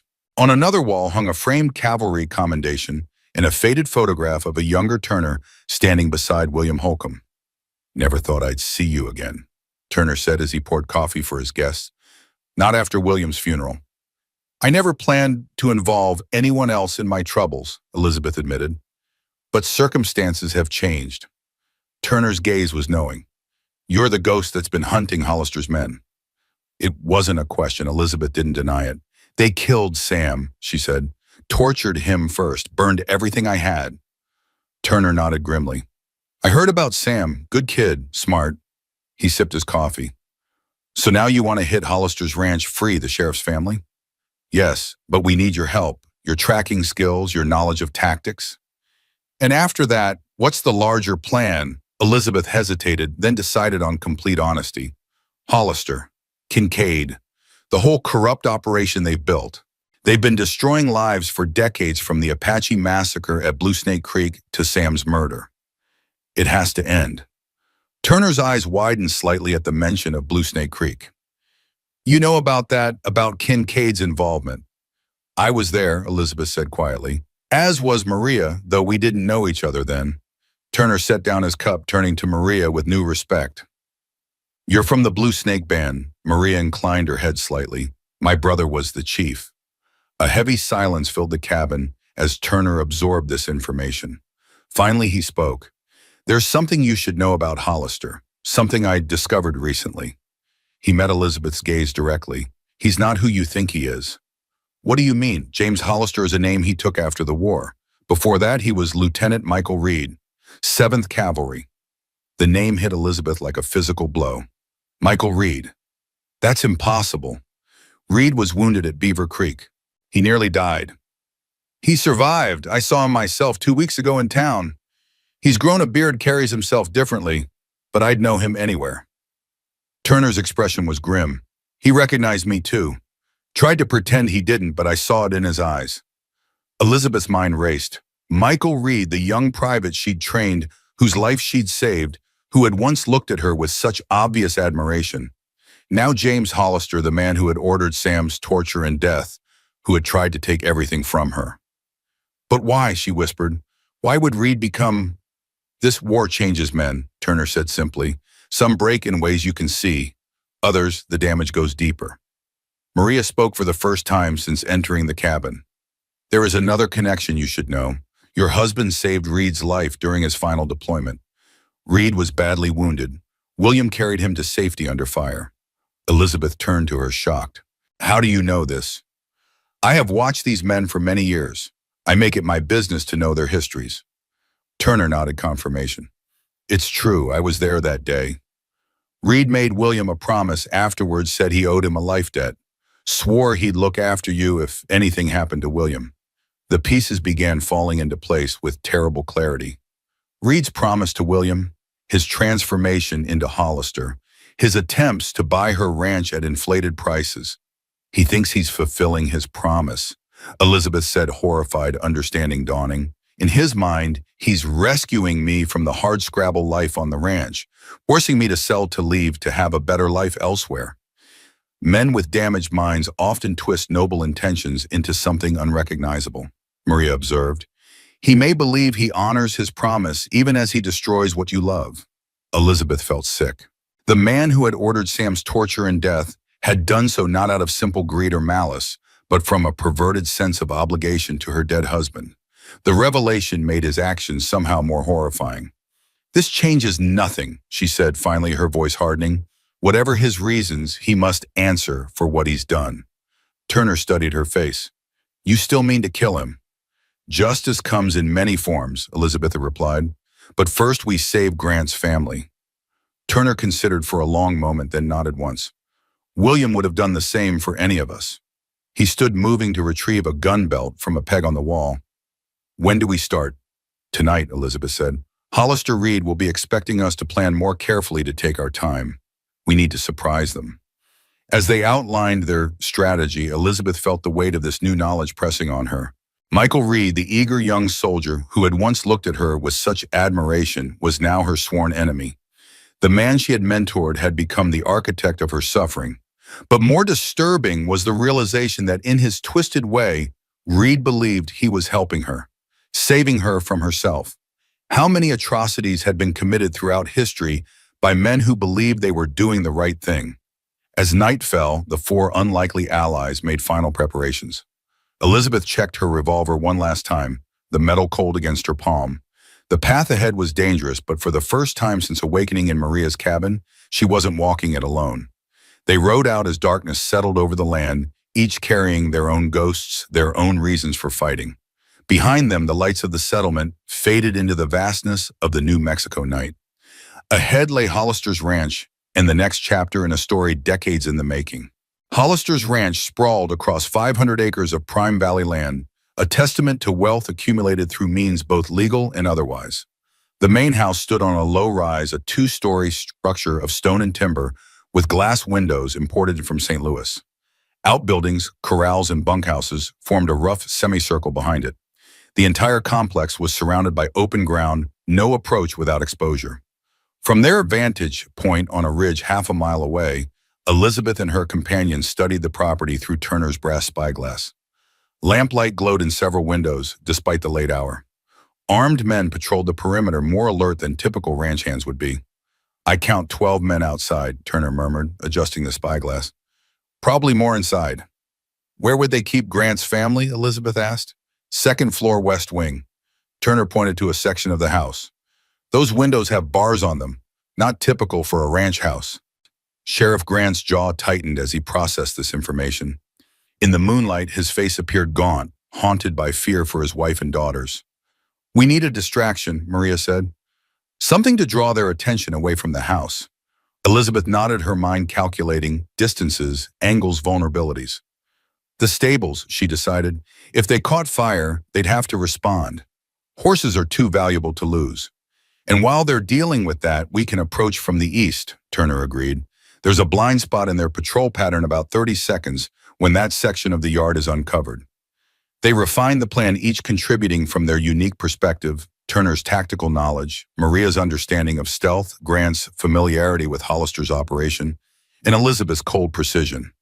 4 against 20 or more terrible odds by any measure. But surprise and desperation were powerful advantages. As midnight approached, they moved into position. Mariah and Turner circled wide to approach the stables from the north, carrying oil-soaked rags and phosphorus matches. Elizabeth and Grant would use the distraction to infiltrate the main house through a service entrance. Elizabeth checked her weapons one final time, the Colt revolver fully loaded, the skinning knife edge honed to razor sharpness, 3 sticks of dynamite borrowed from Turner's supply bonds, fuses cut short for quick deployment, tools for killing, for destroying, for justice. "Remember," she told Grant quietly as they waited for the signal, "once we're inside, we move fast. Find your family first. Questions come later." Grant nodded, his sheriff's badge conspicuously absent from his chest. Tonight he wasn't the law. He was simply a father and husband fighting for his family. The night air carried the scent of sage and dust. Stars sprawled across the vast New Mexico sky, indifferent to the human drama unfolding beneath them. Elizabeth felt a strange calm settle over her, the familiar stillness that had always preceded combat during her scouting days. Time seemed to slow, senses sharpening. A distant flicker caught her eye, firelight growing rapidly. Shouts erupted from the direction of the stables as flames leapt skyward. Men ran toward the blaze, orders bellowed across the yard. Horses whinnied in panic. "Now," Elizabeth whispered. They moved across the open ground in a low sprint, using the confusion to mask their approach. The service entrance was unguarded, just as Turner had predicted. Grant tried the handle, locked. Without hesitation, Elizabeth removed a thin metal pick from her hair, inserting it into the keyhole with practiced precision. The lock yielded with a soft click. Inside the house was eerily quiet despite the commotion outside. They found themselves in a narrow hallway leading to the kitchen. Oil lamps burned low, casting long shadows. Elizabeth drew her revolver, moving forward with the silent grace of a predator. A door opened ahead, a bleary-eyed cook emerging to investigate the commotion. Before he could shout, Elizabeth was on him, pressing the revolver to his temple. "The sheriff's family, she hissed. "Where?" The cook's eyes widened in terror. "Upstairs. End of the hall. Please don't." Elizabeth struck him with the revolver's grip, catching him as he collapsed and lowering him silently to the floor. Alive but unconscious. One less alarm to worry about. They found the stairs and ascended cautiously, every creak of the wooden steps threatening to reveal their presence. The upper floor held several doors, a mixture of bedrooms and offices. 2 men stood guard outside one door at the far end. Grant tensed at the sight, confirmation that his family was inside. Elizabeth touched his arm, a silent reminder to stick to the plan. She removed one of the dynamite sticks, striking a match to light the shortened fuse. With practiced accuracy, she tossed it down the opposite end of the hallway, then pulled Grant into an alcove. The explosion was deafening in the confined space. Plaster rained from the ceiling as smoke filled the hallway. The guards abandoned their post, rushing toward the source of the blast with weapons drawn. Elizabeth and Grant moved immediately, covering the distance to the door in seconds. It was locked, but a swift kick from Grant splintered the frame. Inside, they found a scene that froze the blood in Elizabeth's veins. Grant's wife and two teenage daughters huddled together on a narrow bed, their faces pale with fear. But it was the fifth person in the room that caused Elizabeth's heart to stutter: John Blackwood, her former mentor and commanding officer, a man she had believed dead for years. Blackwood sat in a chair by the window, his once powerful frame withered with age, his silver hair hanging limply around a face deeply lined by time and hardship. His eyes, however, remained the same piercing blue, intelligent, haunted by the weight of too many secrets. "Lizzie," he said hoarsely, using the name only he had ever called her, "you always did have a flair for dramatic entrances." "John," Elizabeth's voice caught. "How parsy." Later, Grant interrupted, embracing his family. "We need to move, now." Reality snapped back into focus. Explanations would have to wait. Elizabeth turned to the window, assessing their escape route. Outside the stables were fully engulfed men forming a bucket line from the well. The diversion was working, but it wouldn't last forever. "There's a trellis," she said, pointing. "We can climb down, make for the tree lines to the east." Grant helped his wife to the window while Elizabeth kept watch at the door. Blackwood struggled to his feet, moving with the stiffness of a man in constant pain. "I can't climb," he said matter-of-factly. "These old bones won't cooperate." Elizabeth made a swift decision. "I'll find another way for us. The rest of you go now." Grant hesitated. "Elizabeth, get your family to safety. Turner will meet you at the rendezvous point." Her tone brooked no argument. "John and I will find another route." As Grant helped his family through the window, Elizabeth turned to Blackwood. "Can you walk?" "With help." He grimaced. They didn't treat their prisoner with particular kindness. "Prisoner, how long have you been here?" 3 days, since they took Grant's family." Blackwood's eyes met hers. "They knew I was the link, the one person who could connect all the pieces." Shouts from the hallway indicated the guards had recovered from the explosion. Elizabeth barricaded the door with a heavy dresser, buying precious seconds. "Is there another way out?" she demanded. Blackwood pointed to a small door half hidden by a wardrobe. "Servants' stairs, leads to the kitchen."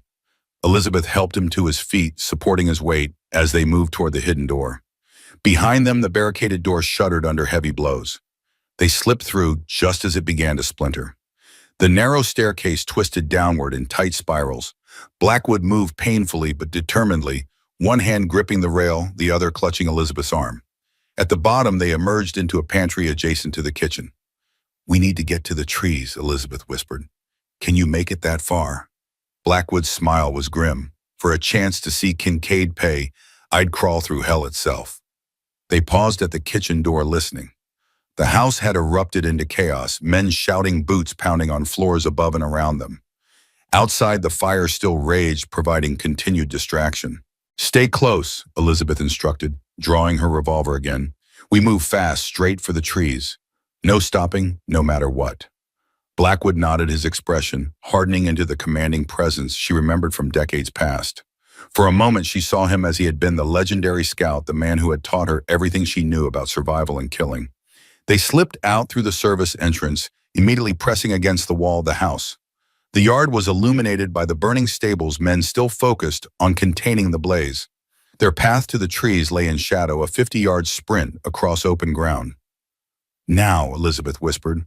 They moved as one, Blackwood summoning reserves of strength from somewhere deep within. Halfway across the yard, a shout went up. Gunfire erupted, bullets kicking up dust at their heels. Elizabeth fired back twice, not aiming to hit, but to force their pursuers to cover. The trees loomed ahead, promising safety in their shadows. 20 yards. 10. Elizabeth felt rather than saw a bullet pass close to her head. Another tore through her sleeve, grazing her arm. Then they were among the trees, the dense undergrowth swallowing them into darkness. They didn't stop pushing deeper into the forest, following a route Elizabeth had memorized from Turner's maps. Behind them, men crashed through the underbrush, their pursuit hampered by unfamiliarity with the terrain. After 20 minutes of hard travel, they reached a small clearing where Turner waited with horses. Grant and his family were already mounted, their faces showing equal measures of relief and fear. "Maria," Elizabeth asked as she helped Blackwood onto a spare horse. "Circling back to cover our trail," Turner replied. "She'll meet us at the cabin." They rode through the night, taking winding paths through ravines and dry creek beds to confuse potential pursuit. Blackwood rode in grim silence, his face tight with pain, but his eyes alert, scanning their back trail periodically. By dawn, they reached the relative safety of Turner's cabin. Maria was already there, her clothing smudged with soot but otherwise unharmed. She showed no surprise at Blackwood's presence, merely nodding to him with the respect one warrior accords another. As Turner tended to his exhausted horses, Grant settled his family inside the cabin. Elizabeth led Blackwood to a chair on the porch, noting how heavily he leaned on her arm, how labored his breathing had become. "You're injured," she observed, seeing blood seeping through his shirt. "Old wounds mostly." He waved away her concern, though our host did reopen a few during their questioning. Elizabeth fetched water and medical supplies.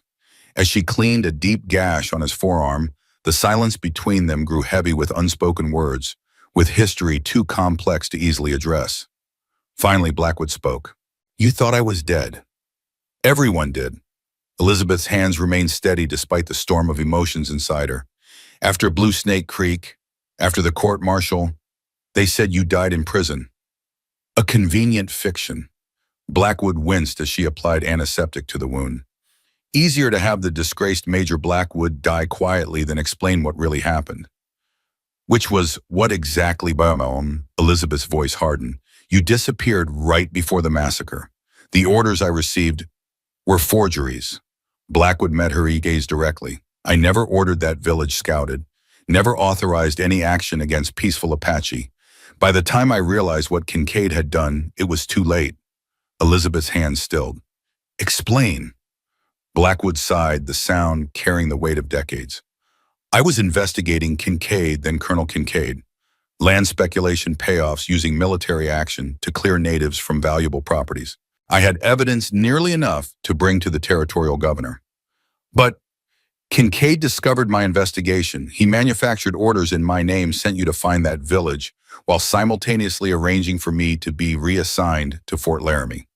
By the time I realized the deception and returned, the massacre had already occurred." Elizabeth felt cold despite the morning sun warming the porch. And the court-martial, a sham. Kincaid had powerful friends even then. They needed a scapegoat, the rogue major who ordered the illegal attack. I was convicted, sentenced to life at Leavenworth. Blackwood's smile was bitter. "That's where I would have died if not for a certain private who believed in my innocence." "Michael Reed," Elizabeth whispered. Blackwood's eyebrows rose slightly. "You know, that he's Hollister?" "Yes." Turner recognized him. "Reed helped me escape from prison transport, got me to Mexico. I've been living under different names ever since gathering evidence against Kincaid." Blackwood leaned forward. "That's why they took me along with Grant's family. They knew I was the missing piece, the one who could connect Kincaid to the singer, to the land fraud, to everything." Elizabeth processed this revelation, reassessing 20 years of history through this new lens. If Blackwood was telling the truth and something in her core believed he was, then her entire understanding of that pivotal day had been wrong. "Why didn't you contact me?" she asked, the question carrying the weight of all she had lost. "After you escaped, after William died, any time in the last 20 years. Pain flashed across Blackwood's weathered features. "Would you have believed me? Or would you have seen the man who in your mind was responsible for keeping you from your dying child's bedside?" The truth of his words struck her like a physical blow. She wouldn't have believed him. Her grief and guilt had needed someone to blame, and Blackwood had been the perfect target. "What happens now?" she asked finally. "Now," said Maria, stepping onto the porch, "we end this, once and for all." By midday, the small cabin had become a war council. Maps covered every available surface as the unlikely allies formulated their strategy. Grant's wife and daughters had been sent further east to relatives in Texas, escorted by trusted friends from Turner's settlement. "Kincaid arrives tomorrow," Turner said, pointing to a marked location on the map. "Special trained private car. Hollister will meet him at the siding they built specifically for this visit." "They'll be expecting us to make a move," Grant added. "After last night's security will be doubled, maybe tripled." Elizabeth studied the map, her mind calculating angles and approaches with the precision that had once made her the 7th Cavalry's most valuable scout. "Then we don't attack Hollister directly?" "Not yet." Blackwood nodded, following her thinking. We need the evidence first. Proof that connects Kincaid to Blue Snake Creek to the land fraud to Sam's murder. Where would such evidence be, Maria asked. Hollister's safe, Grant suggested. In his study. I glimpsed it when they brought me to the ranch to see my family. Or Kincaid will have it with him, Turner offered. Men like that, they keep their secrets close. Elizabeth traced a route on the map with her finger. We need to split up. One group intercepts Kincaid's train before it reaches the siding. The other retrieves whatever evidence exists at Hollister's ranch. They'll be watching for you specifically, Blackwood warned. Your face is known now. Then I'll be the distraction. Elizabeth's voice was calm, matter-of-fact, while you extract the evidence. Objections erupted from around the table, but Elizabeth silenced them with a raised hand. This ends tomorrow one way or another. Hollister Reed will be fixated on me. That gives the rest of you your best chance. Reluctantly, they accepted the logic of her plan. Roles were assigned timing coordinated. They would have one opportunity, and failure meant death or worse. As the others continued refining details, Elizabeth stepped outside, needing a moment alone. The weight of what they were planning settled on her shoulders like a physical burden. Tomorrow would bring either justice or death, with little possibility of middle ground. Maria joined her, offering a hand-rolled cigarette. Elizabeth accepted, though she hadn't smoked since her scouting days. The harsh tobacco grounded her, a sensory link to the woman she had once been. You should know, Maria said quietly, that Blackwood speaks the truth about Blue Snake Creek. I have verified his account over many years. Elizabeth exhaled smoke, watching it disperse in the afternoon breeze. Why didn't you tell me sooner? Some truths must be discovered, not given. Maria's dark eyes reflected the wisdom of her years. Would you have believed me when you first woke in my cabin? Or would you have seen only an old woman spinning tales? Elizabeth couldn't argue with that assessment. Her trust had come slowly earned through shared purpose rather than freely given. If we succeed tomorrow, she said, what happens afterward to you, to the others? Maria's smile held a weariness that transcended age. For me, perhaps peace at last. My brother's spirit has waited long for justice. She studied Elizabeth's profile. And you, what does Elizabeth Holcomb seek beyond vengeance? The question caught her unprepared. For weeks, revenge had been her sole focus, her reason for rising each morning, for pushing through pain, for relearning the killing arts she had once forsworn. But beyond that, I don't know, she admitted. I haven't thought past Hollister's death. Then perhaps that is something to consider before tomorrow. Maria tapped ash from her cigarette. Vengeance is a powerful horse to ride, but it provides no guidance once you've reached your destination. That evening, as final preparations were made, Elizabeth found herself alone with Blackwood. The others had gone to check equipment and cache supplies along their planned routes, leaving the two former scouts to an uneasy silence. I've thought about this moment for 20 years, Blackwood said finally. What I would say to you if we ever met again. Elizabeth looked at him, really looked, seeing beyond the ravages of time and hardship, to the man who had once been her mentor, her commander, and briefly her lover. The man who had recognized something in a headstrong young woman that she hadn't seen in herself. Say it then, she encouraged softly. Blackwood's weathered hands trembled slightly as he leaned forward. I'm sorry, Lizzie, for all of it, for not seeing Kincaid's trap until it was too late, for not being there when you needed guidance most. His voice dropped to a whisper, for not being the man you deserved. The words hung between them, fragile and honest. Elizabeth felt something shift inside her, a loosening of an old tight knot of anger and betrayal that had been part of her for so long, she'd forgotten it was there. I blamed you, she acknowledged, for the massacre, for not being there to stop it, for the chain of events that kept me from Jack's bedside when he died. She took a deep breath. It was easier than blaming myself for choosing duty over my child. We all carry burdens of choice, Blackwood said gently. The past cannot be undone, but perhaps if we survive tomorrow, we can both find some measure of peace in justice finally served. Elizabeth nodded, unable to speak past the sudden tightness in her throat. They sat together in silence as darkness fell, two warriors contemplating what might be their final battle. Dawn broke cool and clear, the New Mexico sky a canvas of orange and gold stretching endlessly above the high desert.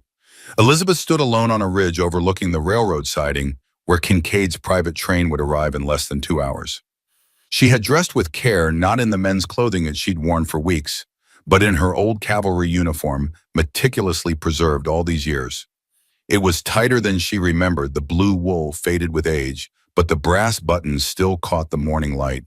The uniform was both disguise and statement, a declaration of who she had been and what she had become.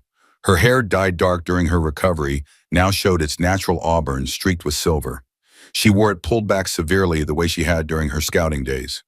Let Reed see her clearly. Let him remember the woman he had once known before he became Hollister, before their paths diverged so dramatically. Turner approached leading her horse. "Everything's in position," he reported. "Grant and Maria are in place at the ranch. Blackwood is watching the train line." Elizabeth nodded, taking the reins. "And you're clear on your role." "Clear enough." Turner's expression was grim. "Though I still think you're taking the most dangerous part for yourself." "It has to be me." Elizabeth checked her weapons one final time, the Colt revolver fully loaded, the skinning knife in her boot, the stick of dynamite secured inside her jacket. Reed won't believe anyone else could have orchestrated this. Turner hesitated, then extended his hand. "William would be proud of you, Elizabeth, for standing against this evil, whatever the key was." She took his hand, gripping it firmly. "Take care of yourself, Daniel. If things go wrong." "They won't." His confidence was reassuring, even if they both knew it was more hope than certainty. "See you on the other side." They parted ways, Turner heading west toward the rendezvous point, Elizabeth riding east to intercept Kincaid's train. The plan was precise, timed to the minute, with contingencies for every foreseeable complication. But combat had taught Elizabeth that no plan survived first contact with the enemy. Adaptability would determine success or failure. The railroad siding came into view as she crested a small hill, a simple wooden platform with a water tower and coal chute built specifically for Kincaid's private use. Already Hollister's men were gathered there, a dozen armed guards positioning themselves strategically. In the center stood Hollister himself, Reed immediately recognizable despite the years and the beard that now covered his face. Elizabeth observed him through her spyglass. The eager young private was long gone, replaced by a harder man, his posture rigid with authority, his movements calculated. Yet she could still see traces of the soldier she had known, in the way he scanned the horizon in his hand resting habitually near his sidearm. The distant whistle of an approaching train signaled that it was time. Elizabeth positioned herself on the ridge, fully visible against the morning sky. She removed her hat, allowing the sun to illuminate her face and hair. Through the spyglass, she saw the moment Reed spotted her. His body stiffened, his hand freezing halfway to his gun. Even at this distance, she could read the shock in his posture, the disbelief. Elizabeth replaced her hat, wheeled her horse, and rode away at a measured pace, not fleeing but inviting pursuit. Behind her, she heard shouted orders, the thunder of hooves as men mounted to give chase. The train whistle sounded again, closer now. According to the plan, Blackwood would be moving into position, prepared to board during the confusion she was creating. Grant and Maria would be approaching Hollister's now less guarded ranch. Everything hinged on maintaining the distraction long enough for them to succeed. Elizabeth led her pursuers on a calculated chase, staying just visible enough to keep them following but never close enough for capture. Her route took them away from both the train and the ranch into increasingly rough terrain where her knowledge of the land gave her advantage. After an hour of pursuit, she allowed them to close the distance slightly. Through gaps in the brush, she counted 8 riders, Reed at the lead, his face a mask of determination. He had left the others to meet Kincaid, focusing his attention entirely on her. Exactly as planned, the canyon she had chosen for their confrontation opened before her, a natural amphitheater of red rock, with multiple ledges and recesses providing cover. She urged her horse up a narrow trail to a flat shelf 20 feet above the canyon floor, then dismounted, sending the animal continuing upward with a sharp slap to its flank. Reed and his men entered the canyon moments later, spreading out as they scanned the rocky walls. Elizabeth drew her revolver, took careful aim, and fired a single shot into the air. All eyes turned toward her position. She stood fully exposed, the morning sun at her back, her silhouette unmistakable against the red stone.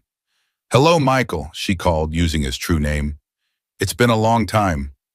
Reed signaled his men to hold their fire. He dismounted slowly, removing his hat as he stared up at her. "Elizabeth," his voice carried clearly in the canyon's natural acoustics. "You're alive." Disappointed, She kept her revolver visible but lowered at her side. No, the single word seemed torn from him. God help me, no. Elizabeth studied him, seeing the conflict in his face, the hardened businessman Hollister warring with the young soldier Reed, the man he had been before the war's end, before whatever transformation had brought him to this point. Why Michael? She asked, her voice carrying a genuine need to understand. Why Sam? He was innocent. Reed's expression darkened. He was digging into things that didn't concern him, dangerous things. I tried to warn him off. By burning my home, by having him tortured. That wasn't supposed to happen. Reed's fists clenched at his sides. I ordered them to frighten him, to take his notes. The rest, Miller took matters into his own hands. I would never have authorized that. Yet you did nothing to stop it. Elizabeth's voice hardened. You let them kill him, burn everything I had. Why? Because I wouldn't sell you my land. Because you were throwing your life away, Reed shouted, emotion cracking through his controlled facade. Living in that godforsaken cabin, barely surviving, wasting your talents, your mind, for what? A patch of scrubland and 2 graves. The rawness of his outburst silenced Elizabeth momentarily. This wasn't the calculated speech of a land-grabbing businessman. This was something more personal, more twisted. I promised William, Reed continued, his voice dropping. When he saved my life, when we both thought I was dying, I swore I'd look after you if anything happened to him. And then he did die, and there you were, Elizabeth Holcomb, the finest scout the 7th Cavalry ever had, reduced to a dirt farmer barely scraping by. So you decided to save me by destroying everything I cared about. The absurdity of his logic was breathtaking. I offered you 3 times what that land was worth. Reed's frustration was evident. Enough to start a new life anywhere, to be comfortable for the rest of your days. When you refused, I thought I could force the issue. That once the ranch was gone, you'd have no choice but to accept my help to let me fulfill my promise. Elizabeth shook her head, genuine pity mixing with her anger. You never understood, did you, that land, that patch of scrubland, as you call it, was my choice, my peace, the only home I had left after losing everything else. Peace, Reed laughed bitterly. You were hiding, Elizabeth, bearing your talents along with your dead. The woman I knew would never have surrendered to such a half-life. The woman you knew died at Blue Snake Creek, Elizabeth replied coldly. The day Kincaid ordered those Apache massacred. The day my son died while I was serving a corrupt system that valued land and money over justice and life. At the mention of Kincaid, Reed's expression shifted subtly. What do you know about Kincaid's involvement? Everything. Elizabeth watched his reaction carefully. I know he orchestrated the massacre to clear land for the railroad. I know he framed Blackwood to cover his tracks. I know he's been using you as his front man for years, acquiring water rights throughout the territory. Reed's face paled slightly. Behind him, his men exchanged uneasy glances, clearly hearing information they hadn't been privy to. Blackwood was court-martialed, Reed said carefully. He confessed.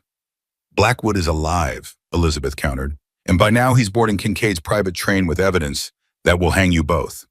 It was a calculated risk revealing this part of their plan, but Elizabeth needed to fracture Reed's confidence to make him doubt everything he thought he knew. The strategy worked. Reed turned to his men. Wilson Jenkins, back to the train now. The rest of you spread out, find her accomplices. The men hesitated, caught between conflicting loyalties. She's lying, Reed insisted. Blackwood died in prison years ago. Did he? Elizabeth called. Or is that just what Kincaid told you?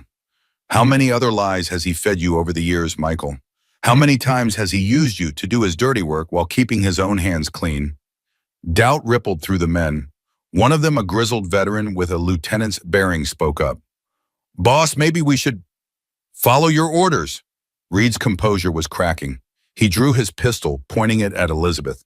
This ends now. You're coming with us, Elizabeth. No, Ma. She raised her own weapon. I don't think I am. For a moment, they faced each other across the gap of years and broken promises, each holding the other's life in their hands. In Reed's eyes, Elizabeth saw the tortured remains of the young soldier she had once known, a man who had somehow convinced himself that destruction was a form of salvation. It wasn't supposed to be like this, Reed said softly, almost to himself. I was trying to help you. I know. Elizabeth's finger tightened on the trigger. That's what makes it tragic. Before either could fire, an explosion shattered the stillness, not in the canyon, but from the direction of the railroad siding. Black smoke billowed into the morning sky. Reed's head snapped toward the distant plume. "The train!" he gasped. In that moment of distraction, Elizabeth made her move. She fired once, not at Reed, but at the rock face above his men, triggering a small avalanche of stones that sent them scattering for cover. Then she was moving, scrambling along the ledge toward a narrow fissure in the canyon wall. Gunfire erupted behind her, bullets ricocheting off stone. She dove into the fissure, pressing through the tight passage that she had scouted days earlier. It wound upward, eventually opening onto the canyon rim where Turner waited with fresh horses. "The explosion," she gasped as they mounted. "Blackwood's signal," Turner confirmed. "He has what we need. Maria and Grant are meeting us at the rendezvous point." They rode hard, following a dry stream bed that provided cover from pursuit. Behind them, Reed's shouts faded into the vastness of the desert. The rendezvous point was an abandoned line shack 10 miles from town. As they approached, Elizabeth saw 3 horses already tethered outside Maria's Pinto, Grant's bay, and an unfamiliar black gelding that must belong to Blackwood. Inside, the others waited, their faces showing the strain of the morning's activities. Blackwood sat at a rough table, examining documents spread before him. His clothing was singed, a fresh cut bleeding on his cheek, but his eyes burned with triumph. "You got it," Elizabeth said, not a question, but a confirmation. Blackwood nodded. Kincaid kept records of everything, meticulous, detailed records, deeds, payments, correspondence dating back to Blue Snake Creek. He tapped a leather-bound ledger. "The arrogance of powerful men. They never believe their sins will find them." "And the ranch," Elizabeth turned to Grant and Maria. "We found these in Hollister's safe," Grant said, sliding a stack of papers across the table. "Transfers of water rights, evidence of bribes to territorial officials. And this," he handed her a final document, a yellowed military order bearing Blackwood's forged signature. The order that had sent her to scout the Apache village all those years ago. "It's over then." Elizabeth breathed the reality of it washing over her like a physical wave. "We have everything we need to bring them down." "Not quite everything," Maria said quietly. She reached into her pouch, withdrawing a folded piece of paper. "This was hidden separately. I found it because I knew what to look for." Elizabeth unfolded the paper, a telegram dated 5 years earlier. Her blood ran cold as she read, "Reed, stop. Holcomb knows too much. Stop. Make it look like suicide. Stop. Ensure no evidence remains. Stop, Kincaid." "William," she whispered, the paper trembling in her hands. "They killed William." The knowledge struck her with the force of a physical blow. William hadn't succumbed to his demons after all. He had discovered something about Kincaid, something damning enough to warrant his murder. "There's more," Maria said gently. "Letters from William to the territorial governor never delivered. He had connected Kincaid to Blue Snake Creek, was building a case." The room fell silent as Elizabeth processed this revelation. The narrative she had lived with for 5 years of a husband, broken by grief and war memories, crumbled, replaced by something far more sinister. William had been fighting his own battle for justice, and it had cost him his life. "Reed knew," she said finally, her voice hollow. "He knew William was murdered, yet he claimed to be honoring a promise to him." "The mind can justify anything," Blackwood said quietly, "especially when the alternative is facing one's own complicity in evil." Elizabeth folded the telegram carefully, tucking it with the other evidence. "What now?" "Now we take this to Judge Harmon in Santa Fe," Grant said. "He's one of the few officials not in Kincaid's pocket. With this evidence, he can issue warrants for both Kincaid and Hollister." "They won't go quietly," Turner warned. "We'll need to move fast before they realize what we have." Elizabeth nodded, her mind already calculating their next steps. But beneath the tactical planning, a deeper question surfaced, one Maria had asked her the day before. What came after vengeance? What purpose would drive her once this was done? For now, though, there was work to finish, justice to secure, a truth buried for 20 years to finally bring into the light. "We ride for Santa Fe," she decided, "now before they can regroup." As they gathered the precious documents and prepared to depart, Elizabeth found herself standing beside Blackwood, both of them momentarily apart from the others. 20 years, he murmured. "Sometimes I wondered if this day would ever come." "It almost didn't," Elizabeth acknowledged. "If Maria hadn't found me in the ruins..." The spirits have their own ways of ensuring justice, Blackwood said, even if we can't always see the path they've laid. Elizabeth thought of all the turns her life had taken, from young scout to cavalry nurse, from wife and mother to grieving widow, from healer to avenger. Each role had prepared her for this moment, this reckoning, decades in the making. Whatever happens in Santa Fe, she said quietly, thank you, John, for never giving up. Blackwood's weathered hand covered hers briefly. Nor did you, Lizzie, not when it truly mattered. The 5 unlikely allies mounted their horses' documents secured in oilskin packets to protect them from dust and weather. As they rode toward Santa Fe and whatever awaited them there, Elizabeth felt something she had not experienced in years. Not peace exactly, but the possibility of it. A future beyond revenge, beyond grief. A horizon not circumscribed by the past. The New Mexico sun climbed higher, illuminating the vast landscape in shades of gold and amber. Somewhere ahead lay the final confrontation with Kincaid and Reed. Somewhere beyond that perhaps lay answers to questions Elizabeth had not yet found the courage to ask. For now it was enough to ride forward toward justice, toward truth, toward whatever waited on the other side of vengeance. Judge Harmon's chambers in Santa Fe were austere, the furnishings utilitarian, reflecting the man himself. At 65, Harmon had a reputation for incorruptibility that had made him both respected and isolated in territorial politics. His white hair and beard framed a face weathered by decades of frontier justice, his eyes sharp beneath bushy brows as he examined the evidence spread across his desk. This is extensive, he said, finally looking up at the 5 people standing before him. And damning. You understand the seriousness of these accusations. We do, Your Honor, Grant replied, still carrying himself with the authority of his sheriff's office, despite the badge he had removed days earlier. Senator Kincaid is one of the most powerful men in the territory. James Hollister controls half the businesses in 3 counties. Harmon's gaze moved from face to face. Pursuing this will be dangerous for all of us. The alternative is allowing murderers and thieves to continue operating under the protection of law, Elizabeth said quietly. How many more Sam Holcombs or William Holcombs have to die before the cost becomes too high? Harmon studied her for a long moment, then nodded once. I'll issue the warrants. Marshal Connor can serve them. He began writing his quill, scratching across official paper. Where are Kincaid and Hollister now? Kincaid's train was damaged in the explosion but not destroyed. Blackwood supplied. Last we knew, they were making repairs at the siding.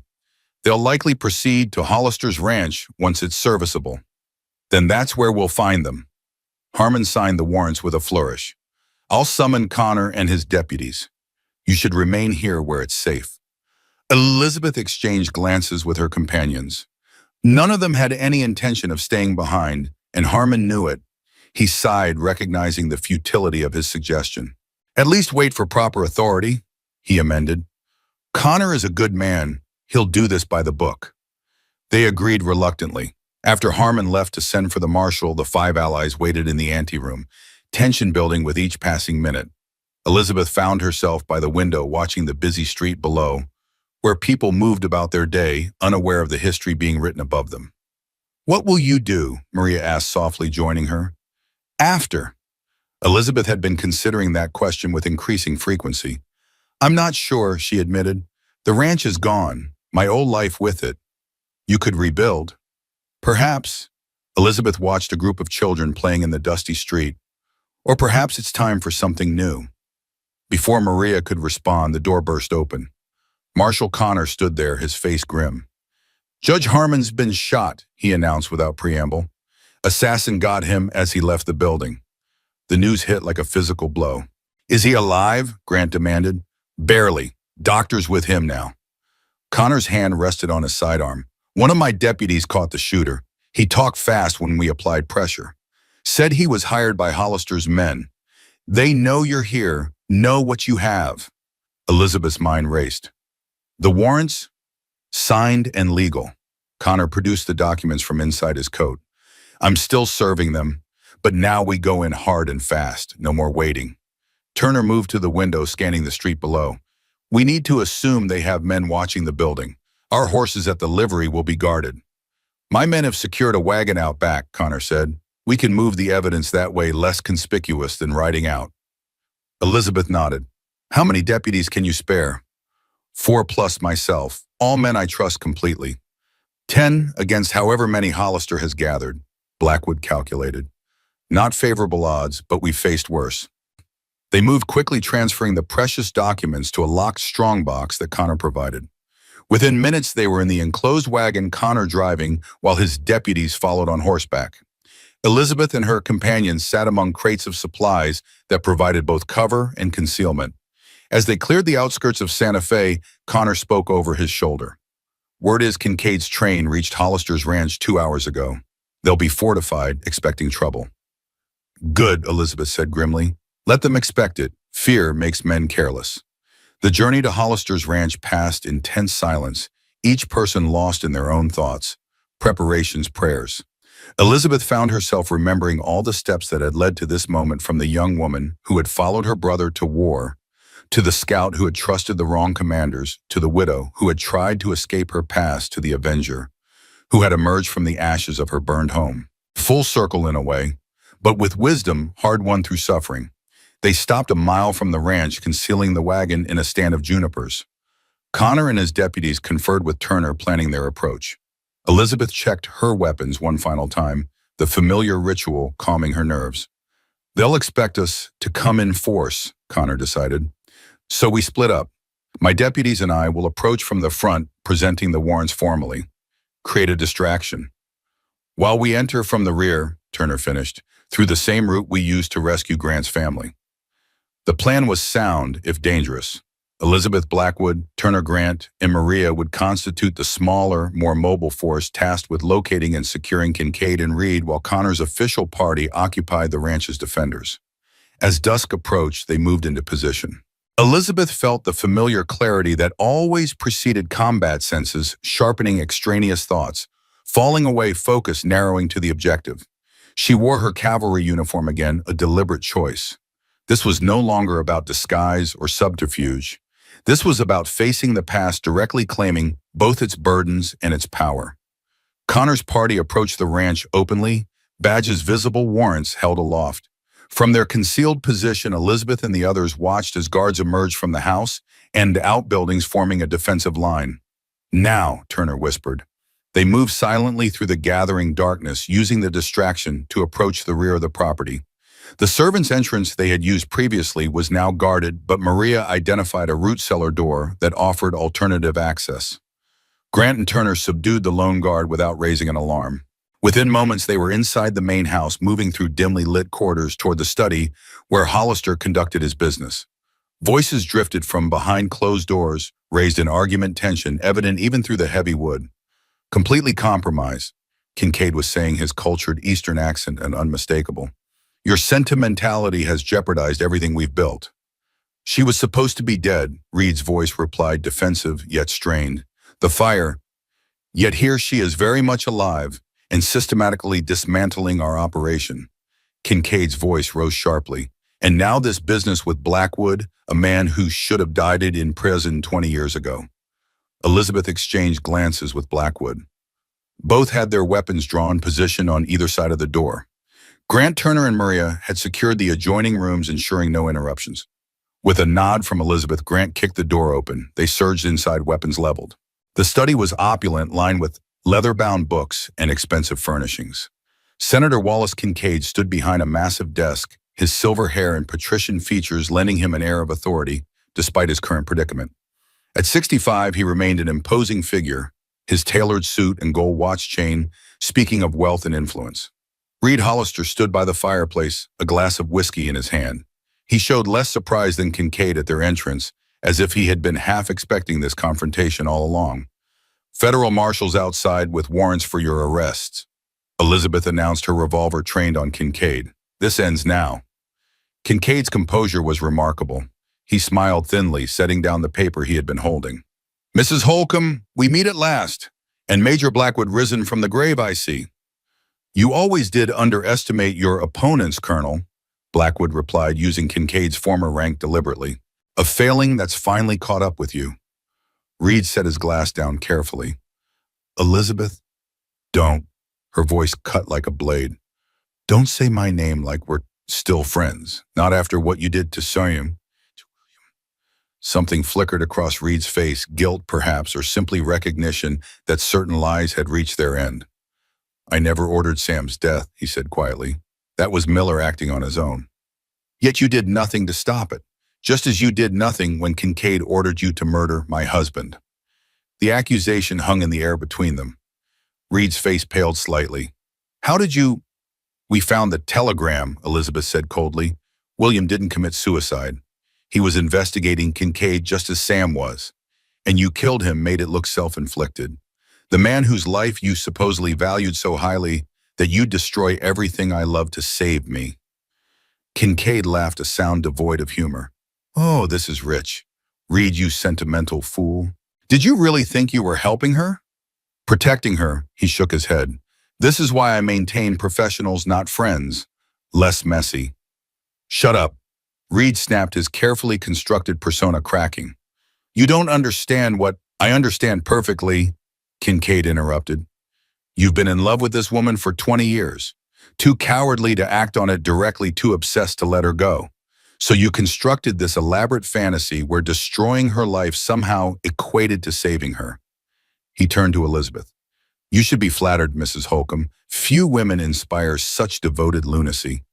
Elizabeth kept her weapon steady even as disgust and pity warred within her. You're both going to face justice. For Blue Snake Creek. For William.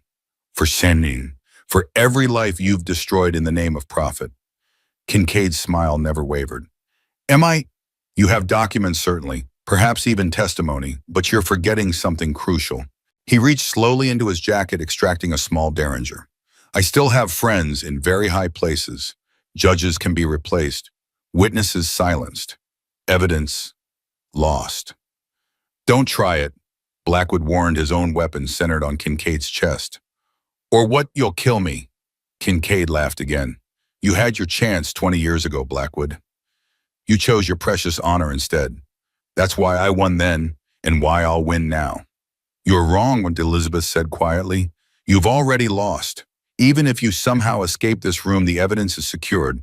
Copies have been sent to newspapers in Denver, St. Louis, and San Francisco. Your friends in high places can't silence them all. For the first time, uncertainty crossed Kincaid's features. You're bluffing. Elizabeth held his gaze steadily. We learned from your methods, Senator. The difference is we're using them to expose truth, not bury it. In that moment of hesitation, Reed moved not toward a weapon, but toward Kincaid. He grabbed the older man's wrist, forcing the derringer toward the ceiling. Enough, he said hoarsely. No more deaths. No more lies. Kincaid's face contorted with rage. You spineless— The derringer discharged, the sound deafening in the confined space. Plaster rained down from the ceiling. Reed twisted the weapon from Kincaid's grasp, throwing it aside. It's over, he told his former patron. We're finished. Outside shouts indicated that Connor's men had heard the shot. Footsteps pounded down the hallway. Grant moved to the door, calling out to identify themselves to the approaching lawmen. Kincaid sagged against his desk, the fight draining from him as reality set in. For all his power, all his wealth, he was still just a man, and men could fall. Marshal Connor burst into the room, deputies behind him. Everyone all right? Elizabeth nodded, lowering her weapon slightly. We're fine. Senator Kincaid and Mr. Hollister were just about to surrender peacefully. Connor moved forward with the warrants. Wallace Kincaid, James Hollister, or should I say Michael Reed, you're under arrest for fraud, conspiracy, and murder. As the deputies secured the prisoners, Elizabeth found herself face to face with Reed. The anger that had driven her for weeks still burned, but alongside it now was something else. A complex mixture of pity, understanding, and profound sadness for what might have been in another life. I truly thought I was helping you, Reed said softly as cuffs were placed on his wrists, saving you from that hardscrabble existence, giving you the life you deserved. It wasn't your choice to make, Elizabeth replied. That was always your mistake, Michael. Confusing control with care. Reed's eyes held hers for a long moment. For what it's worth, and I know it's worth very little, now I am sorry. For Sam, for William, for all of it. Elizabeth thought of Sam's tortured body, of William's staged suicide up at her home reduced to ashes. Apologies couldn't restore what had been lost. Yet she found herself nodding slightly, acknowledging if not accepting his words. "May God have mercy on you," she said finally, "because I'm not sure I can." As Reed was led away, Kincaid, stone-faced and silent, followed between two deputies. The man who had orchestrated decades of corruption, who had ordered the death of dozens for profit, who had destroyed countless lives, including her own, reduced at last to what he truly was, a criminal facing justice.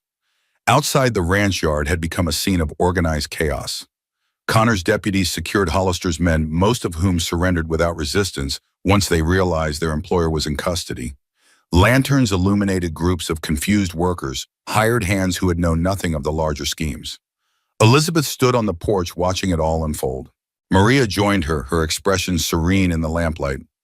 "It is done," the older woman said simply. "Yes." Elizabeth exhaled slowly, feeling the weight of weeks of years beginning to lift.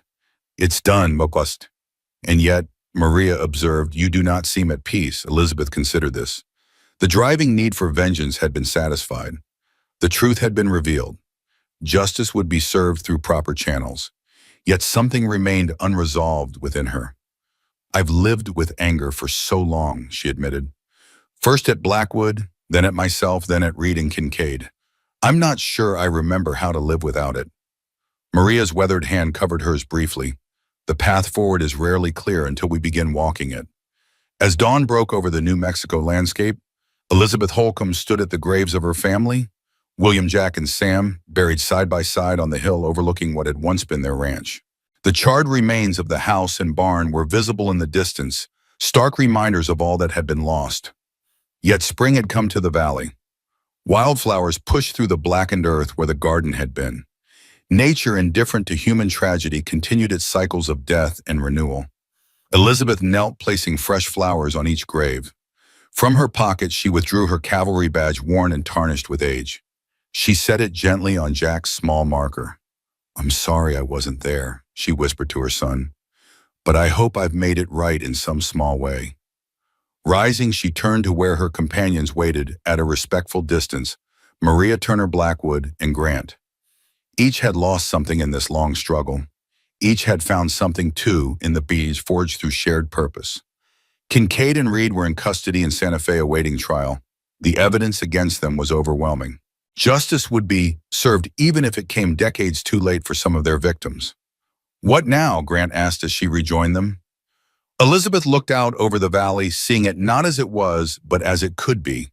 The land remained even if the structures were gone. Water still flowed in the creek. Seeds lay dormant in the soil waiting. "Now," she said, determination replacing vengeance in her voice, "we rebuild, not just for ourselves, but for those who need it most." Her gaze moved to Maria, to the memory of Blue Snake Creek and all the indigenous children left orphaned by violence. To Turner and the freedmen's settlement struggling against poverty and prejudice. To the future that could emerge from the ashes of the past.